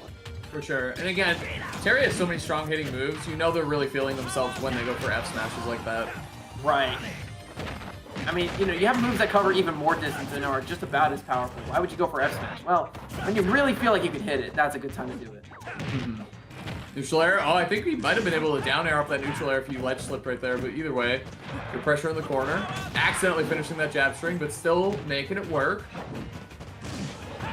Waiting, kept Squiggles to go low. There's the up smash. It's not going to take the stock just yet, but that up air. Yes, sir, especially with that low ceiling. Kept Squiggles starting to make the comeback. And that's a DDD classic too. So getting that up air to get the KO. So very nice. Nice shield usage from Kept Squiggles. Of course, the gentleman jab there. There's the up smash. Not going to take the stock again. Squiggles trying to hang out and play around their Gordo. However, the last final hit of the up B is going to come in, refract that thing right back into Squiggles' face, take that stock away. Ridiculous. Oh my goodness. And again, we're just seeing the damage rack up for Teapot here. 42 already on DDD's last stock in this game too. But we'll see here. Squiggles has definitely managed to steal a bunch of stocks tonight. Look at that power dunk from up high. The end lag, it just doesn't exist layered. We talked about it a lot tonight. He uses it so well. Teapot getting extra damage wherever he can, falling up as galore. Falls away and not getting the charge input, which might have actually gotten back to the ledge. Would have been close though. And Teapot on his last stock.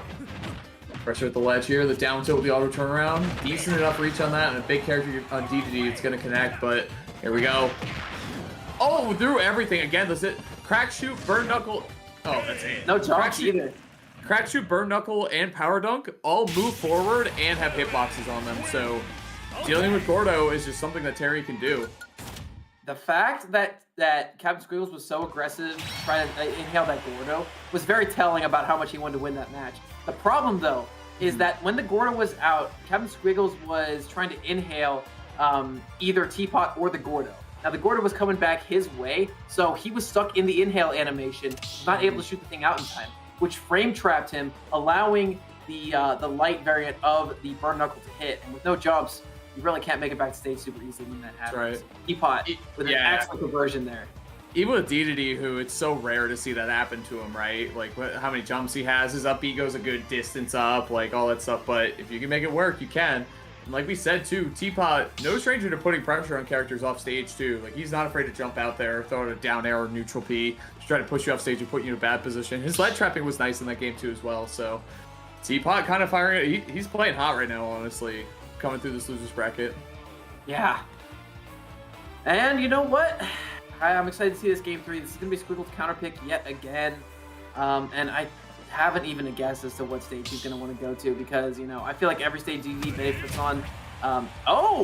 Actually, we're going to be seeing a counter pick into the Joker from Captain Squiggles, rocking the Akechi skin. We had just talked about that Teapot is playing all these unconventional matchups so well. Little Mac Duck on DDD. Captain Squiggles is saying, I've had enough of this matchup. I'm going to go to Joker and see how this works out for me. Game 1 for the Joker, but game 3 for the set. Let's see what Squiggles has here. Really switching it up. There are two characters that are like, they're so opposite, DDD and Joker. Yeah, but one thing they do have is slight disjoints and you know, really strong hitboxes, especially when that Arsene is out. Yeah. That'll be a big factor here. Really good ledge trapping right now from Squiggles. Doesn't get that much off of it though, but he was spacing, you know, side B and everything else well. So Joker's definitely showing some signs of life here, but too little, too late. That's always the question in a game 3 switch. Well, I wouldn't say so just yet because Arsene can make anything happen here. You get a counter that's really, really strong, especially off stage, and against a character like Terry too. You got back air, one of the best in the game. Fast, strong, spammable. You know, not a lot of end lag on it. It's everything you can want in a move and more. On top of that, he has a whole arsenal of other moves because of that Arsene. Like that wake up super too. He knew that Squiggles was going to try to take that first stock. Couldn't find it there though. Burn knuckle. Oh, all the way down? Okay. Got up on a jump? See ya. He's out of here. He's playing so well in that first stock, but things are just going to snowball like crazy right now. Mr. Terrence Bogard is in the building. So is Arsene though. Nice tech, and oh, hang on, okay, tricked him a little bit. He is that a body block? That was crazy. I'll have to watch that one again. Super slow-mo, but either way, jab, power dunk. Not only doing a lot of damage, but eating up a lot of the Arsene meter too, which is so important. And Arsene is all but expired here. 132% on Squiggles, one solid hit from Teapot, and it's going to be a last stock situation of the tournament for Captain Squiggles. And there it is, Teapot. One more stock, and he's going to grands. Great conversion right there again. We're seeing the burn knuckle coming so clutch for Teapot all night. No exception here in the game 3 against the Joker counter pick. move in, using that crack shoot to great effect has. Yeah, I'm seeing a lot of side Bs being shot by Squiggles, and like it makes sense because you want to keep your distance from Terry, but at the same time, Terry has good tools to move around it, especially a weaker projectile like that. Burn Knuckle or Power Dunk and Crack Shoot, both great options there. Oh, nice attempt. I love that. And the coverage after, beautiful. Teapot's playing amazing. He is, and Arsene is been pretty much a non-factor in the set. We haven't seen it used to get any definitely strong hits. A lot of that side B, but not a lot else. Pressure. I mean, what do you even do here? Good delay on the get-up attack. Gotta avoid the super, though. Yeah, nice roll through from Captain Squiggle to survive that. And a little bit of startup time on that side B is what he was Wow. Gonna be the Power Dunk and another 3-0 victory for Teapot. Gonna put him in grand finals coming in from the loser side. Very nice. Yeah, he's playing amazing, too. I mean, just looking at his bracket run, Teapot 3-0ing Spin, who's another great Duck Hunt player. He's going to play Wisdom and Grands, who is the top dog, if you will. And then there's also Magic Trumpet Man, they had a game 5 set, and then he 3-0'd Captain Squiggles, who made it all the way to winners finals. So Teapot fighting incredibly well in losers. How is this momentum going to carry forward into the Grands, though? Is he going to be able to take the set off of Wisdom? Because they did go game 5 last time layered in winter semis, so it'll be interesting to see what Teapot is going to be cooking up here, because right now, I mean, he's in the kitchen. He's throwing everything in there. He's cooking. He is chefing us up something good here. And, you know, Teapot being a good friend of mine, I'm very, very excited to see all this momentum carry forward. But he's got Wisdom to go through. Wisdom, who actually sent him to the losers bracket from winner's side. And now he's got a chance to run back here. Now, the grand finals rules are simple. Wisdom, since they have not lost a single set yet, they have 2 sets that they can play through. If Teapot wins 1 set, they got to play through another one. If Wisdom wins, they go home without a set lost today. But before we get into that, if you guys definitely want something to snack on as grand finals happens, we would like to give you a quick idea here. Why don't you head on over to Grubhub? You can use code PANDA5 on your first Grubhub order of $15 or more, and you can save 5 buckaroos. Because, hey, everyone loves pinching pennies, myself included. And if you're a little bit concerned about, you know, getting your food exactly how you want it, and at the time you requested it, fret not, because you have the Grubhub guarantee to back you up, which means you will get your food delivered on time and at the lowest prices guaranteed, or they will make it right. On time, lowest prices, that's the Grubhub guarantee. And we would like to thank Grubhub one last time this evening for being our official delivery sponsor, or excuse me, partner of the Panda Cup. Yeah, thanks to Grubhub, you know, always working with us through these tournaments and keeping us well fueled going, you know, throughout, you know, on the East Coast here, it's coming up on 11 o'clock. So gotta have some fuel in the tank to make it work. Grubhub making it possible. So thanks to them. Thanks to Panda. Thanks everyone for getting us here. Production, obviously, getting all the way to Grands. We should have a great set going on here. I wouldn't be surprised if we saw at least a reset layer. I am inclined to agree because, you know, Teapot's playing real hot. That first set ended up going to overtime in game 5 situation. And, you know, we got to see a little bit of what this guy can do on, you know, against the Duck Hunt. But, you know, Wisdom, a very good player in their own right, might not be ready for the tempo that Teapot is going to throw out on the table. Yeah, we'll see, because he did do, like we said, he did very well against Spin earlier today. I almost said Twist. Very similar, actually. But Spin is like same motion, right? But doing really well against Spin, and a lot of it was the zone-breaking tools, especially Power Dunk. Initially, we thought it might be the Crack Shoot, which is his kind of go-to zone breaker, but Power Dunk with the hitboxes going up and down really, really helped get around the can. And the Gunman and anything else that Wisdom might want to throw, but I wish we saw that first set. I didn't catch it. Yeah, unfortunately. We'll see. We'll see what adjustments both players can make here. Hey, man, look. We didn't get to see that set earlier. We might get to see the set twice. We're definitely going to see it at least once now. Ladies and gentlemen, this is Grand Finals here at the final South Central USA Qualifier. Winner of this is going to earn 100 points to their name. Loser goes away with 30 less at 70. And those points are going to be a big deal because I think with those amount of points, both these players are going to qualify for the finale bracket happening next month. Right, all right. Let's get into it. It's good to see Wisdom back on the screen, honestly. Like, it's been a minute since we've seen Wisdom, but their Duck Hunt is something else. Currently getting beat up a little bit. Got to deal with that Power Dunk. Look, I think he was looking for a parry right there, but Couldn't find it. Now you have to get out of the corner, and the can's not going to be able to help you out because it's facing the other way, but the good SCI and then jumping towards it. Actually, it did work out overall. And we got Town City on game 1 here, and you know Terry loves this stage for one reason and one reason only. Those horizontal blast zones are very close to the edge of the stage, and it can be very easy for Terry to get some kills at very low percents. One thing we're seeing too from Wisdom is some tech to deal with the power dunks that Teapot likes to throw out. You put down a gunman, extend the hitbox. You know, normally, like we said, pretty lagless move. But if you put a hitbox, if you put the hurtbox of the gunman in the way, it'll lag out there a little bit, and you might be able to get a punish. But right there, talking about a punish, super on the board, go meter. Are you okay? Busted Wolf, taking down the stock player. He asked the question, and he's going to do it again. Oh, 38% already. And you saw how close he got to the blast zone at 0% has. If that doesn't tell you all you need to know, I don't know what does. Wait, did he use the gun hitbox to hit him off the ledge? I was so sick. That was actually sick. That's what I'm saying about Wisdom's duck hunt. Like, you just see so much sick stuff. Again, the counterplay to the power dunk. Big difference between Wisdom and a lot of other players we've seen tonight where Teapot bullied a lot with that move. Oh, the shield damage is so real right now on this dog. Yeah, he's gonna pop that thing. However, Wisdom is gonna give himself the distance to make sure that that does not happen. And already going crazy on the sticks, evens up the percent deficit that Wisdom found himself at a little bit earlier.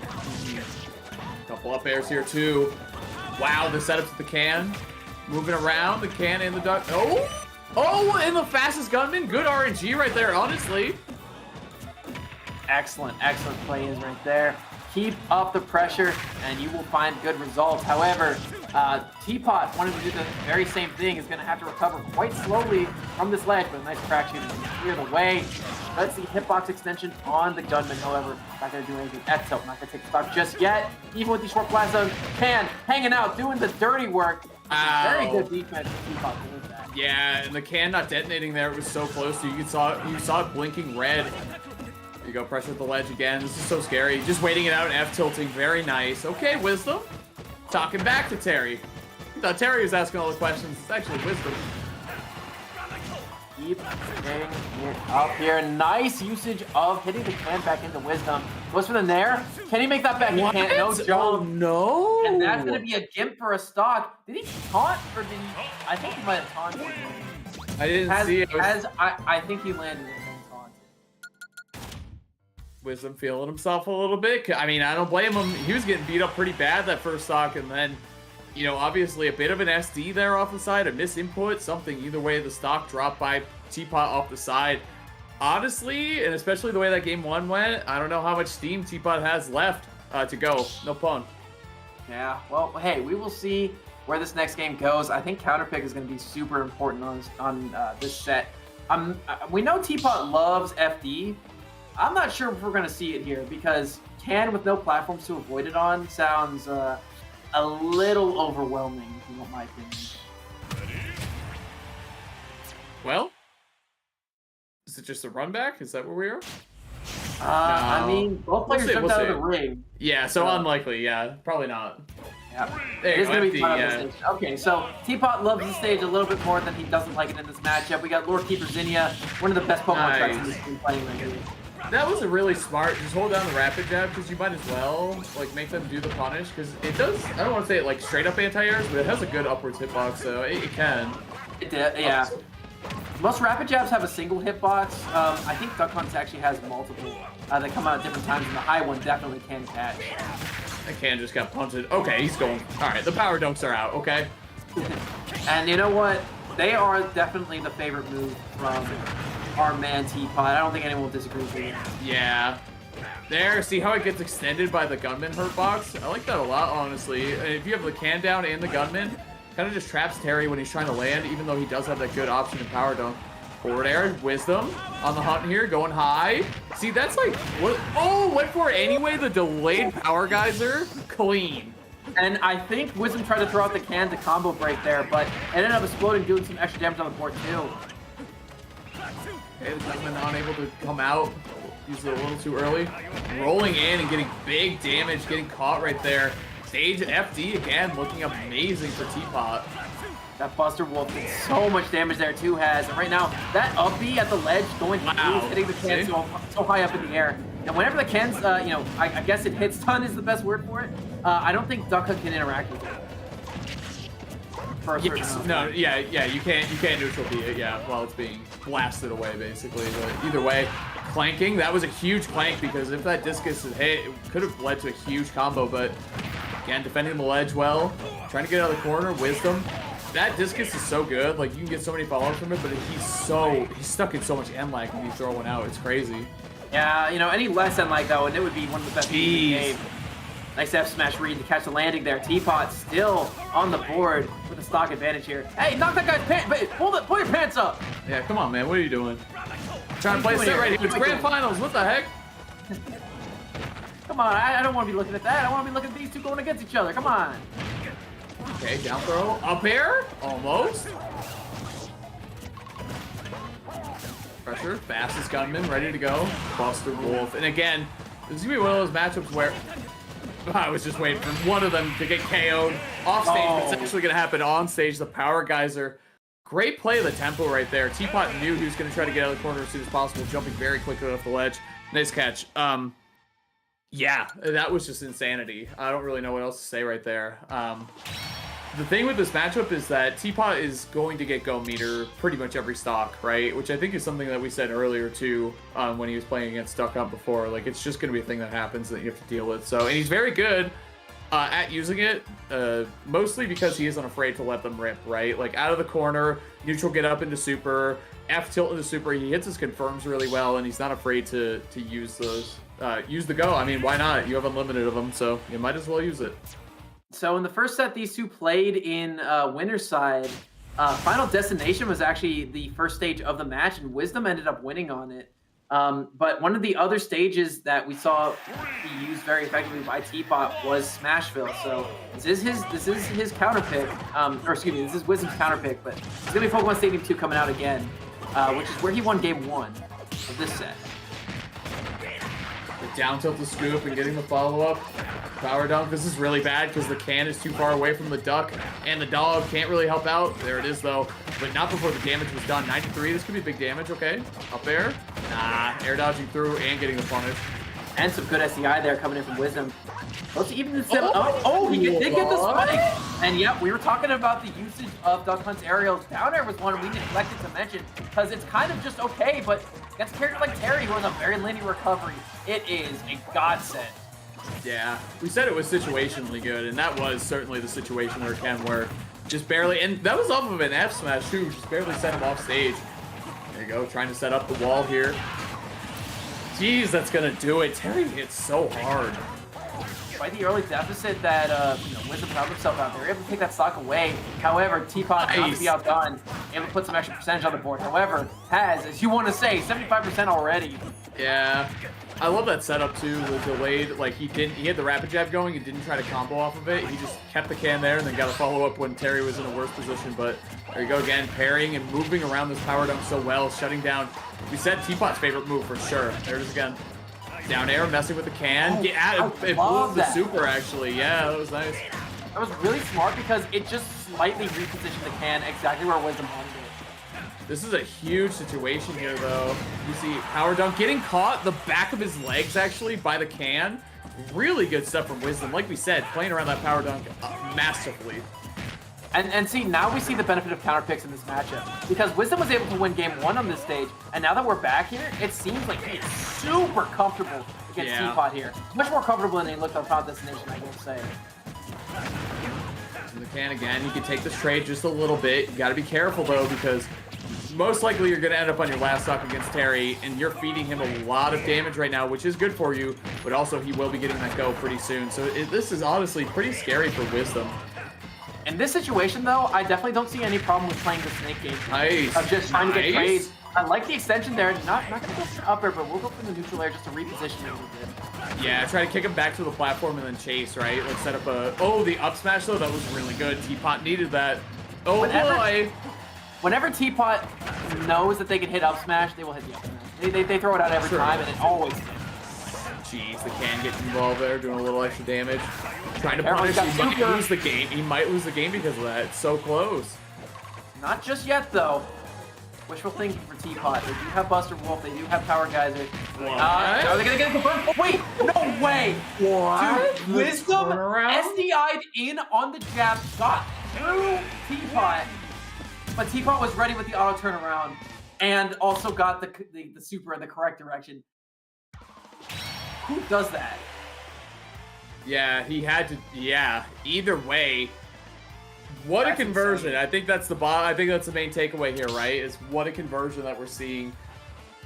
I think the counterplay from Wisdom was perfect. I think the SDI was so good. I think it was, I don't want to say a bait, but just like, all right, I'm getting hit by this. I can get out of it and then maybe get a KO. Nope. Confirms it going to the right, actually, through him. That was insane. That was really, really good by Teapot. So, we're going to run it right back to Pokemon Stadium 2, I think. Yep, Wisdom on the precipice of having to deal with a Grand Finals reset. And Teapot on the cusp of making the upset happen and avenging his winner's life. Ow, big damage right here. 60, 70, keeping it going. Can I get a 90? Oh, that F smash honestly might have done it. That trade right there. Dude, I don't know about that trade. 21 for Duck Hunt's neutral air. I don't know. You know, this is the thing about Terry, man. It's so hard to deal with this character because his hitboxes are so strong, and there's another super. Very even game, considering the weight differential between the two characters. Trying to get the can back, trying to detonate it, find something here. Yep, just trying not to jump and get caught by any of the supers here. Nice. Clearing the way with a gunman. I like it. Moving in. Nice grab. Forward throw into the can. Good DI check from Wisdom. However, Teapot is more than ready for it. How about this one, though? Nice. And got the detonation one. If you saw, it was only one of the second or last ping on the can, so it exploded right when Terry hit him. So that was really good timing, actually, from Wisdom. So, and if I'm not mistaken, has the can that's about to detonate on its own is actually stronger than the other can. there you go. I think so. I mean, Wisdom was definitely going for that timing, so I would assume so, just based on like the way he was lining it up. But man, this is the Wisdom show 100%. But do not count Teapot out by any means, because this Duck Hunt can explode pretty soon. Definitely next good hit from Wisdom or from Teapot will do it. Yeah, this Duck Hunt character, one of the lightest in the game. So you definitely need to keep that in mind at all given moments of the match, because again, I guess a character like Terry, you can just blow up. Yeah. Okay, looking for the roll in, can't find it. Get that can out of here, but the down tilt is found. Watch yourself. Oh my goodness, that was such a brave. Yeah, that's what I was looking for right there. It was a burn knuckle. It was a very brave side beat from Duck Hunt. It did work out, but I was very scared for the follow up there. If you want some perspective on the weight class of Duck Hunt is as heavy as Sonic, and that's only 1 unit heavier than Sora and Zelda. Yeah. So he's quite light, and yeah, with that rage, that's scary, man. It's just scary Terry all over the place. Oh, dude, Scarus Terrace. Up air, okay, that's gonna do it right there. Wisdom back on the board, and this is so back and forth, right? Like Wisdom just winning neutral up to that 100% mark. Then Teapot either hits the supers or doesn't. Power Geyser and Buster Wolf. So much damage, so much knockback. Oh, watch your shield. Watch your shield, Wisdom. And yeah, and Teapot sees that, is going up on the board.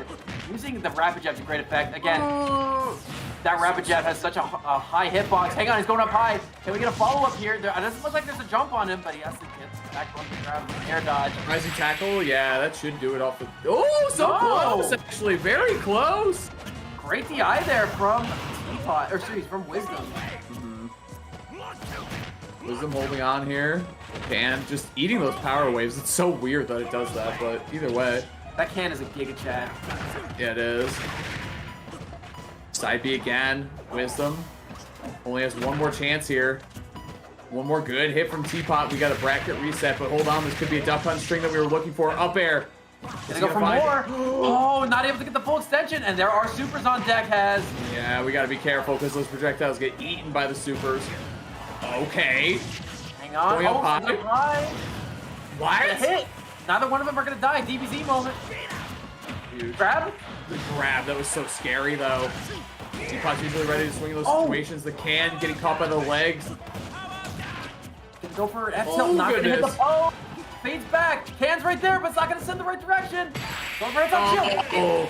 Excellent roll read there from Teapot. Dash back, up smash. Wisdom has been reset.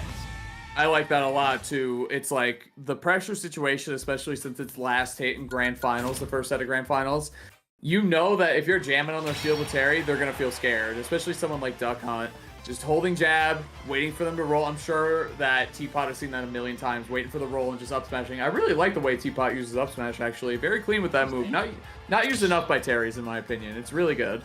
I want to see Teapot's hit percentage on that move because it very rarely looks like it doesn't connect with something.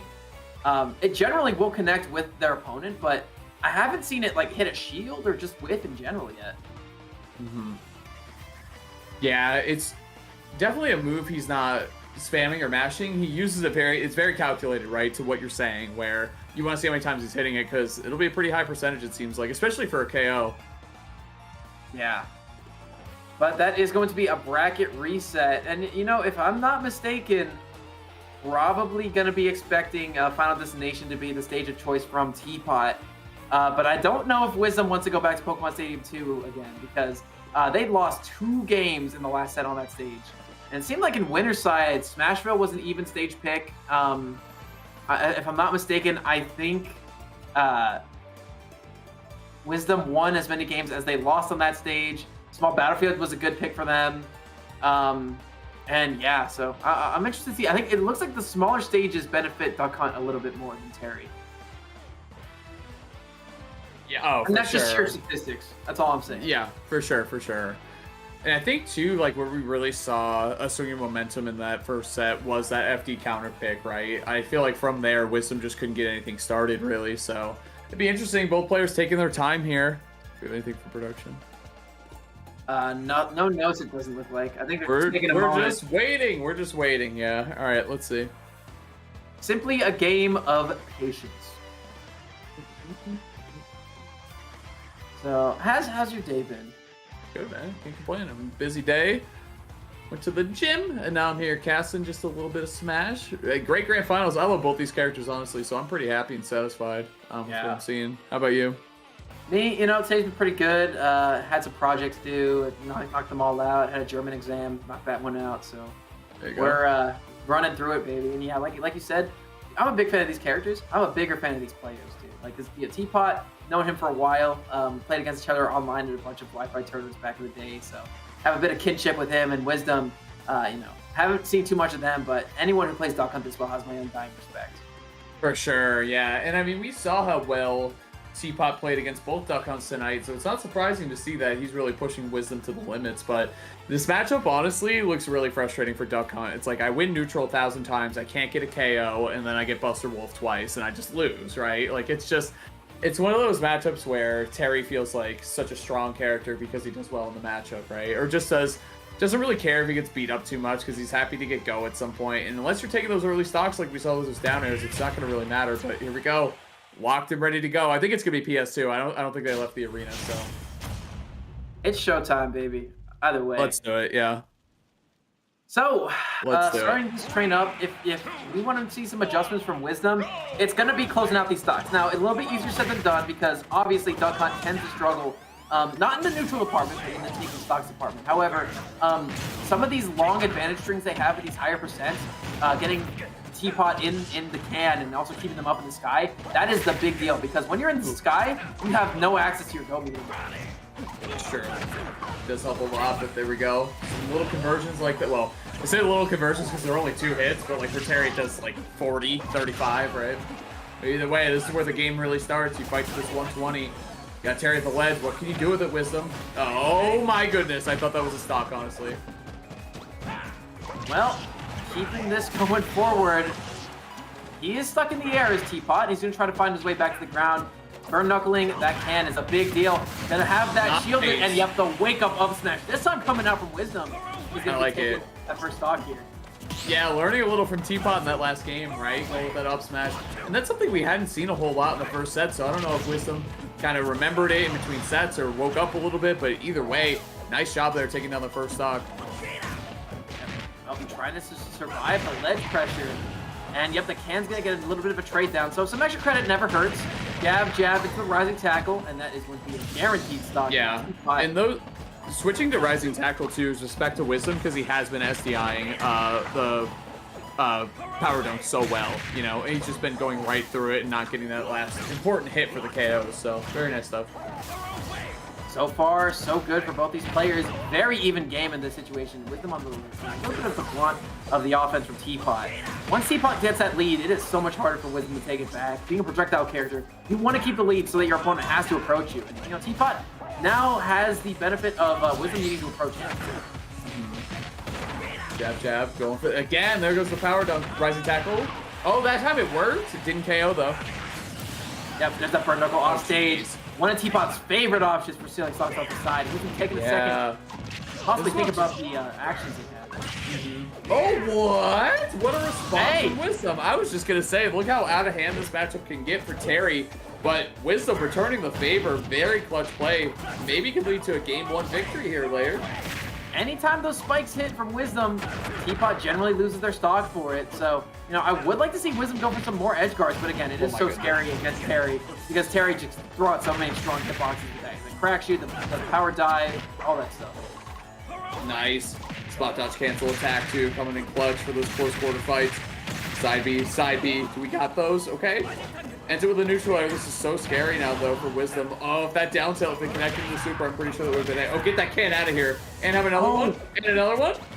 And another one. Let's hop back from Teapot. Teapot trying to keep the space alive. Oh, tries to go right through it. But it's going to be into the waiting arms of that up smash. Wisdom up 1-0 in the set. Before has.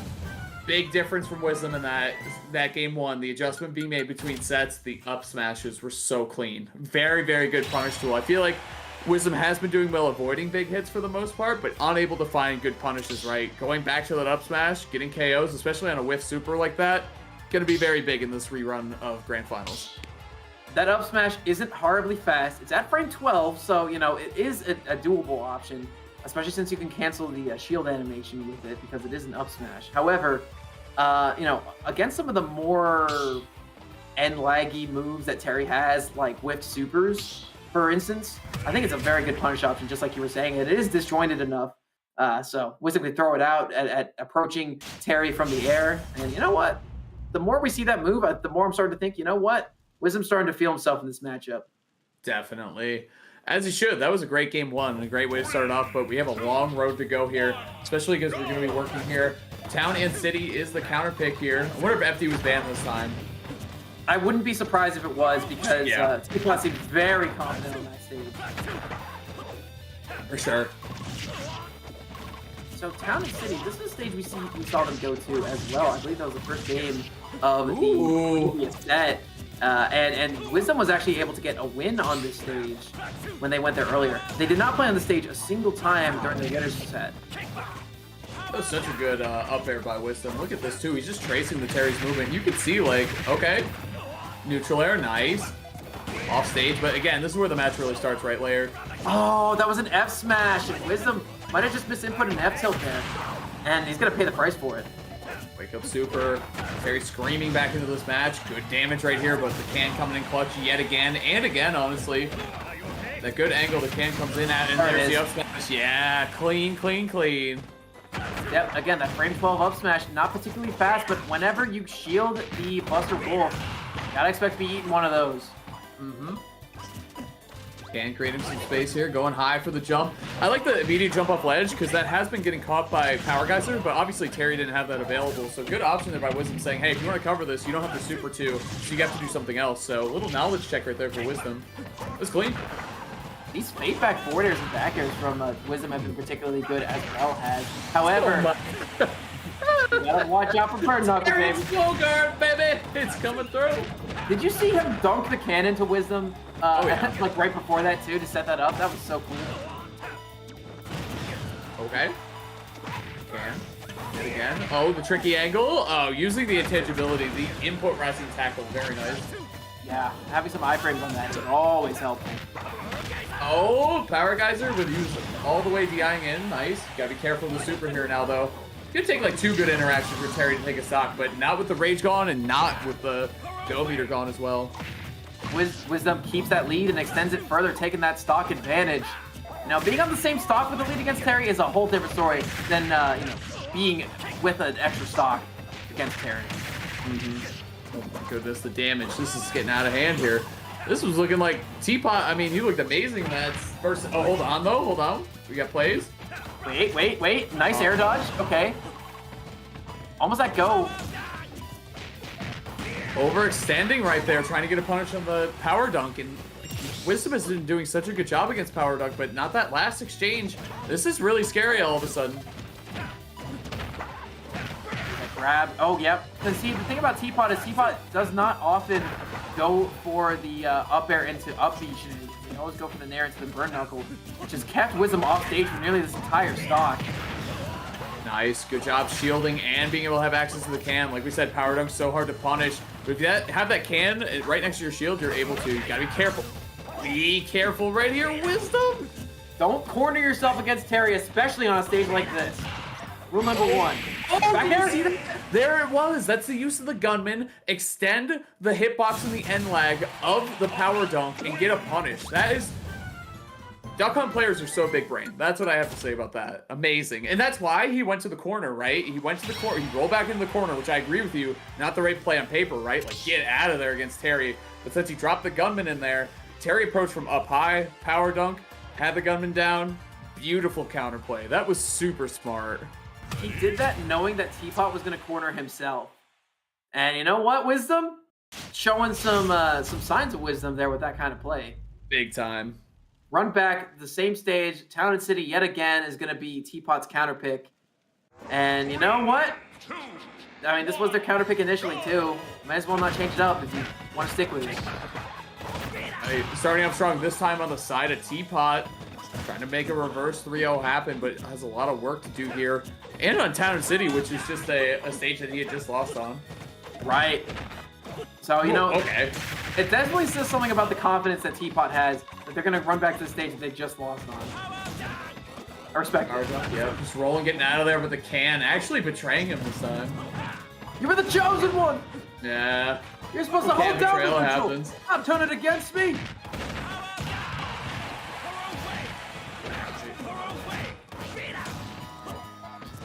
Goodness. It's so scary when that power dunk comes through and like, all right, you got around the first one, but like, what's he gonna do afterwards, right? Like, that's the real question when it comes to Teapot. Look at that punish right there. Discus into back air. Good confirm.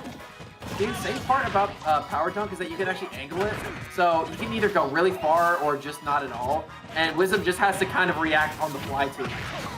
The can was going the other way. I don't know if Wisdom thought it was going to be coming towards him, but he tried to use it to interrupt that combo. I think that's why he covered the tech option away. Back air again. Oh, I don't know if he held out there, but that looked really good. The gunman just tried to hold him in place yet again. Oh, that's an smash. No, he got high. Too good. It might have just not worked, honestly, that move. It don't be working sometimes. Multi-hits and ultimate, baby. All right. Offset. This is so scary. Not the roll again. You saw the can come out too. It didn't matter. That frame one can, baby. Oh wait. Oh yeah. You said, "Are you?" Yeah, he just got KO'd. The gunman did it. I like it. That man is this could be big sharp damage. shooter. He needs a raise. Yeah, covering Duck Hunt very, very well here. I like that rapid jab to cut off the anti-air. I said it earlier that it's not like a straight up anti-air, but honestly, it's kind of looking like it, especially that angle for power dunk. Yeah, the hitbox on it is quite massive. Yeah. The guy to live there, holding up as opposed to just straight in. Can is going to kill off the top though. No. Teapot only 25% to their name on this second stock. Wisdom's got a mountain to climb. Oh goodness, this is looking rough. This is looking really rough for Wisdom, honestly. You have to deal with 2 go meters, before the set's gonna be over. Yeah, unless you get an early gimp, which we know Wisdom can do with those down airs if they have a good read. Oh. Definitely possible. I love that Teapot went for more there. That's the first up smash whiff I've seen this entire set. True. Standard, getting the up smash, very nice. Good positioning of the can, using the discus. The can was right on him, so even though the disc is usually pretty laggy, you have the can you can detonate to protect yourself, so it's nice from Wisdom. Good awareness, but again, layered, you gotta take the stock, which is just gonna be tough. Right? I mean, getting him off stage is where that starts. Nice usage of the can to do so. Teapot, no tag, okay! There's no go sauce. Wait a second, This has potential, man. Definitely Could does. be tournament stock here for Teapot. One good hit though is gonna. Oh yeah, That's gonna, it. that's easily it. Yeah, nice All try right. there from Wisdom. He was clawing back for sure, but Teapot I think had just earned enough of a lead where it didn't matter. Even though the momentum was going towards Wisdom, what good combo was going to do it for Terry, right? So really nice job there by Teapot fighting back, forcing a game 4. That's the best he can ask for. Now he's going to have to do back-to-back W's on Wisdom's counterpick stage, so this will be interesting. Yeah, Teapot is definitely on the board there. So you got to keep that in mind. This dude, he's ready to play.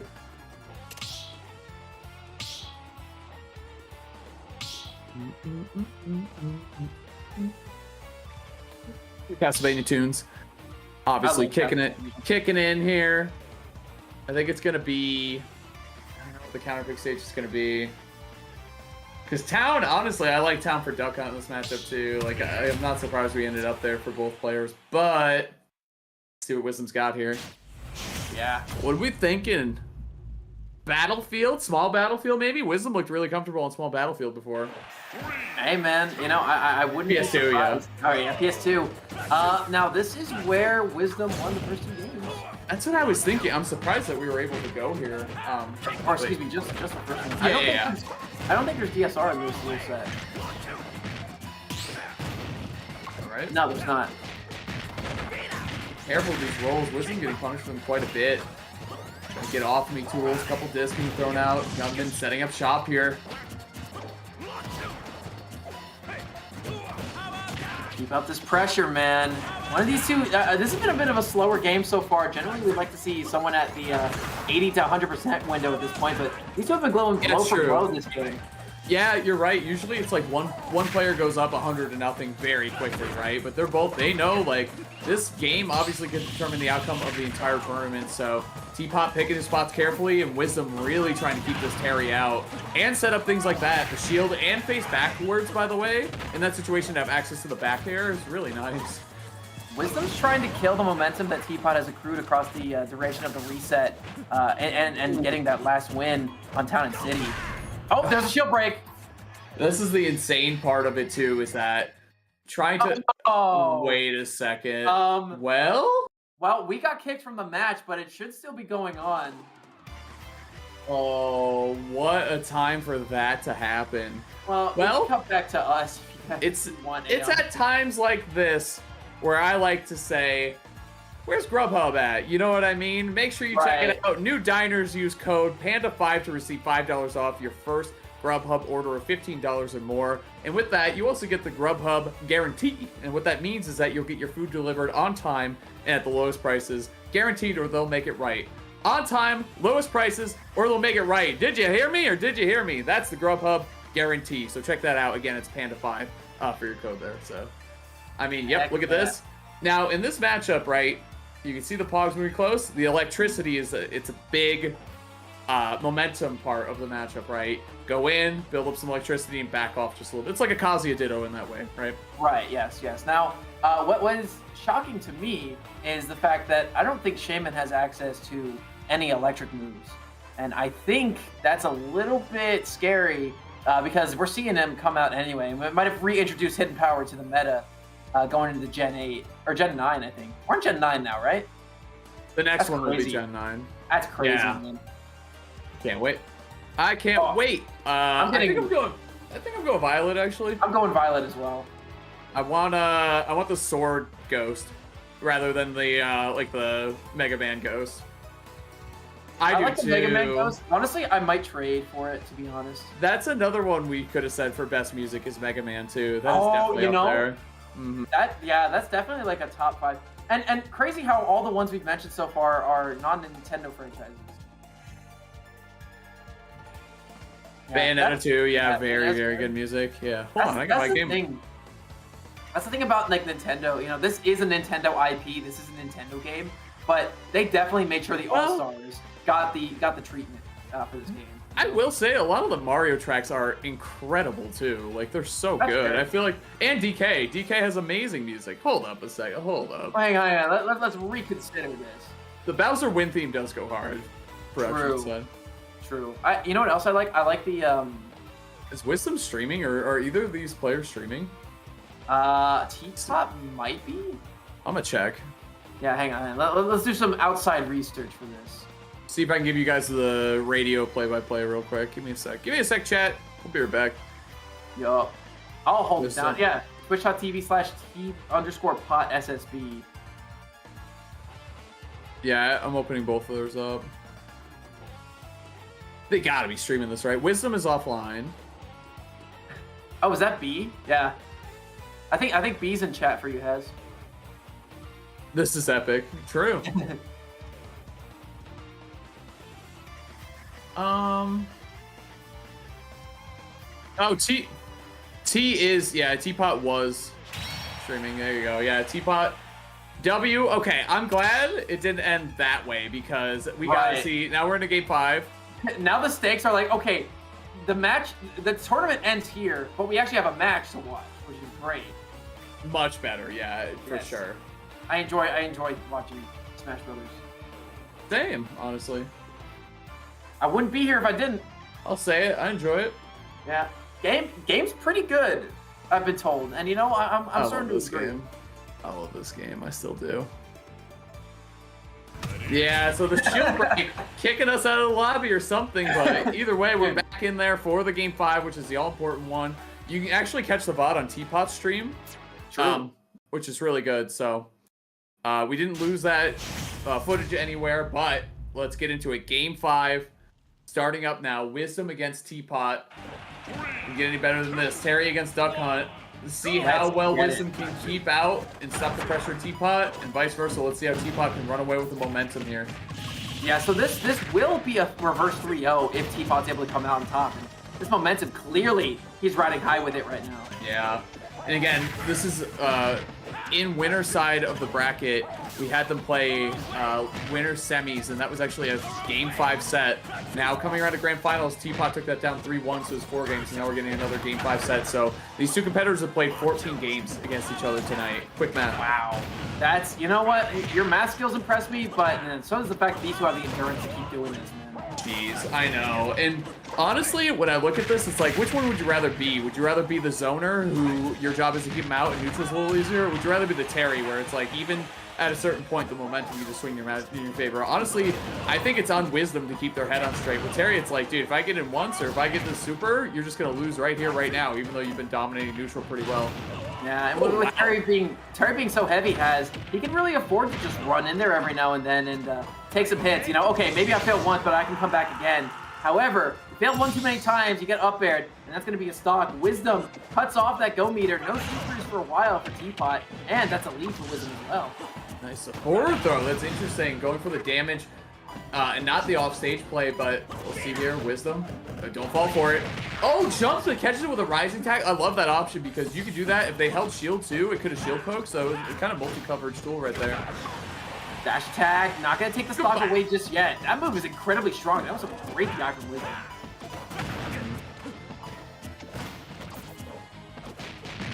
Oh, Man. read that roll with a turnaround jab.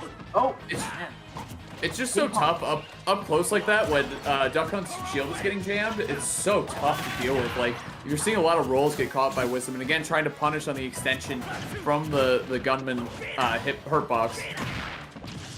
I will say, Wisdom's doing a really good job of putting the gunman in the way of those power dogs whenever he knows they're going to come out. Because the extra end lag not only gives time for Wisdom to come back in and try to get a hit in if they want to, but also gives them time to reposition and throw up some more cans and some more some more gunmen. Dude. However, What just happened?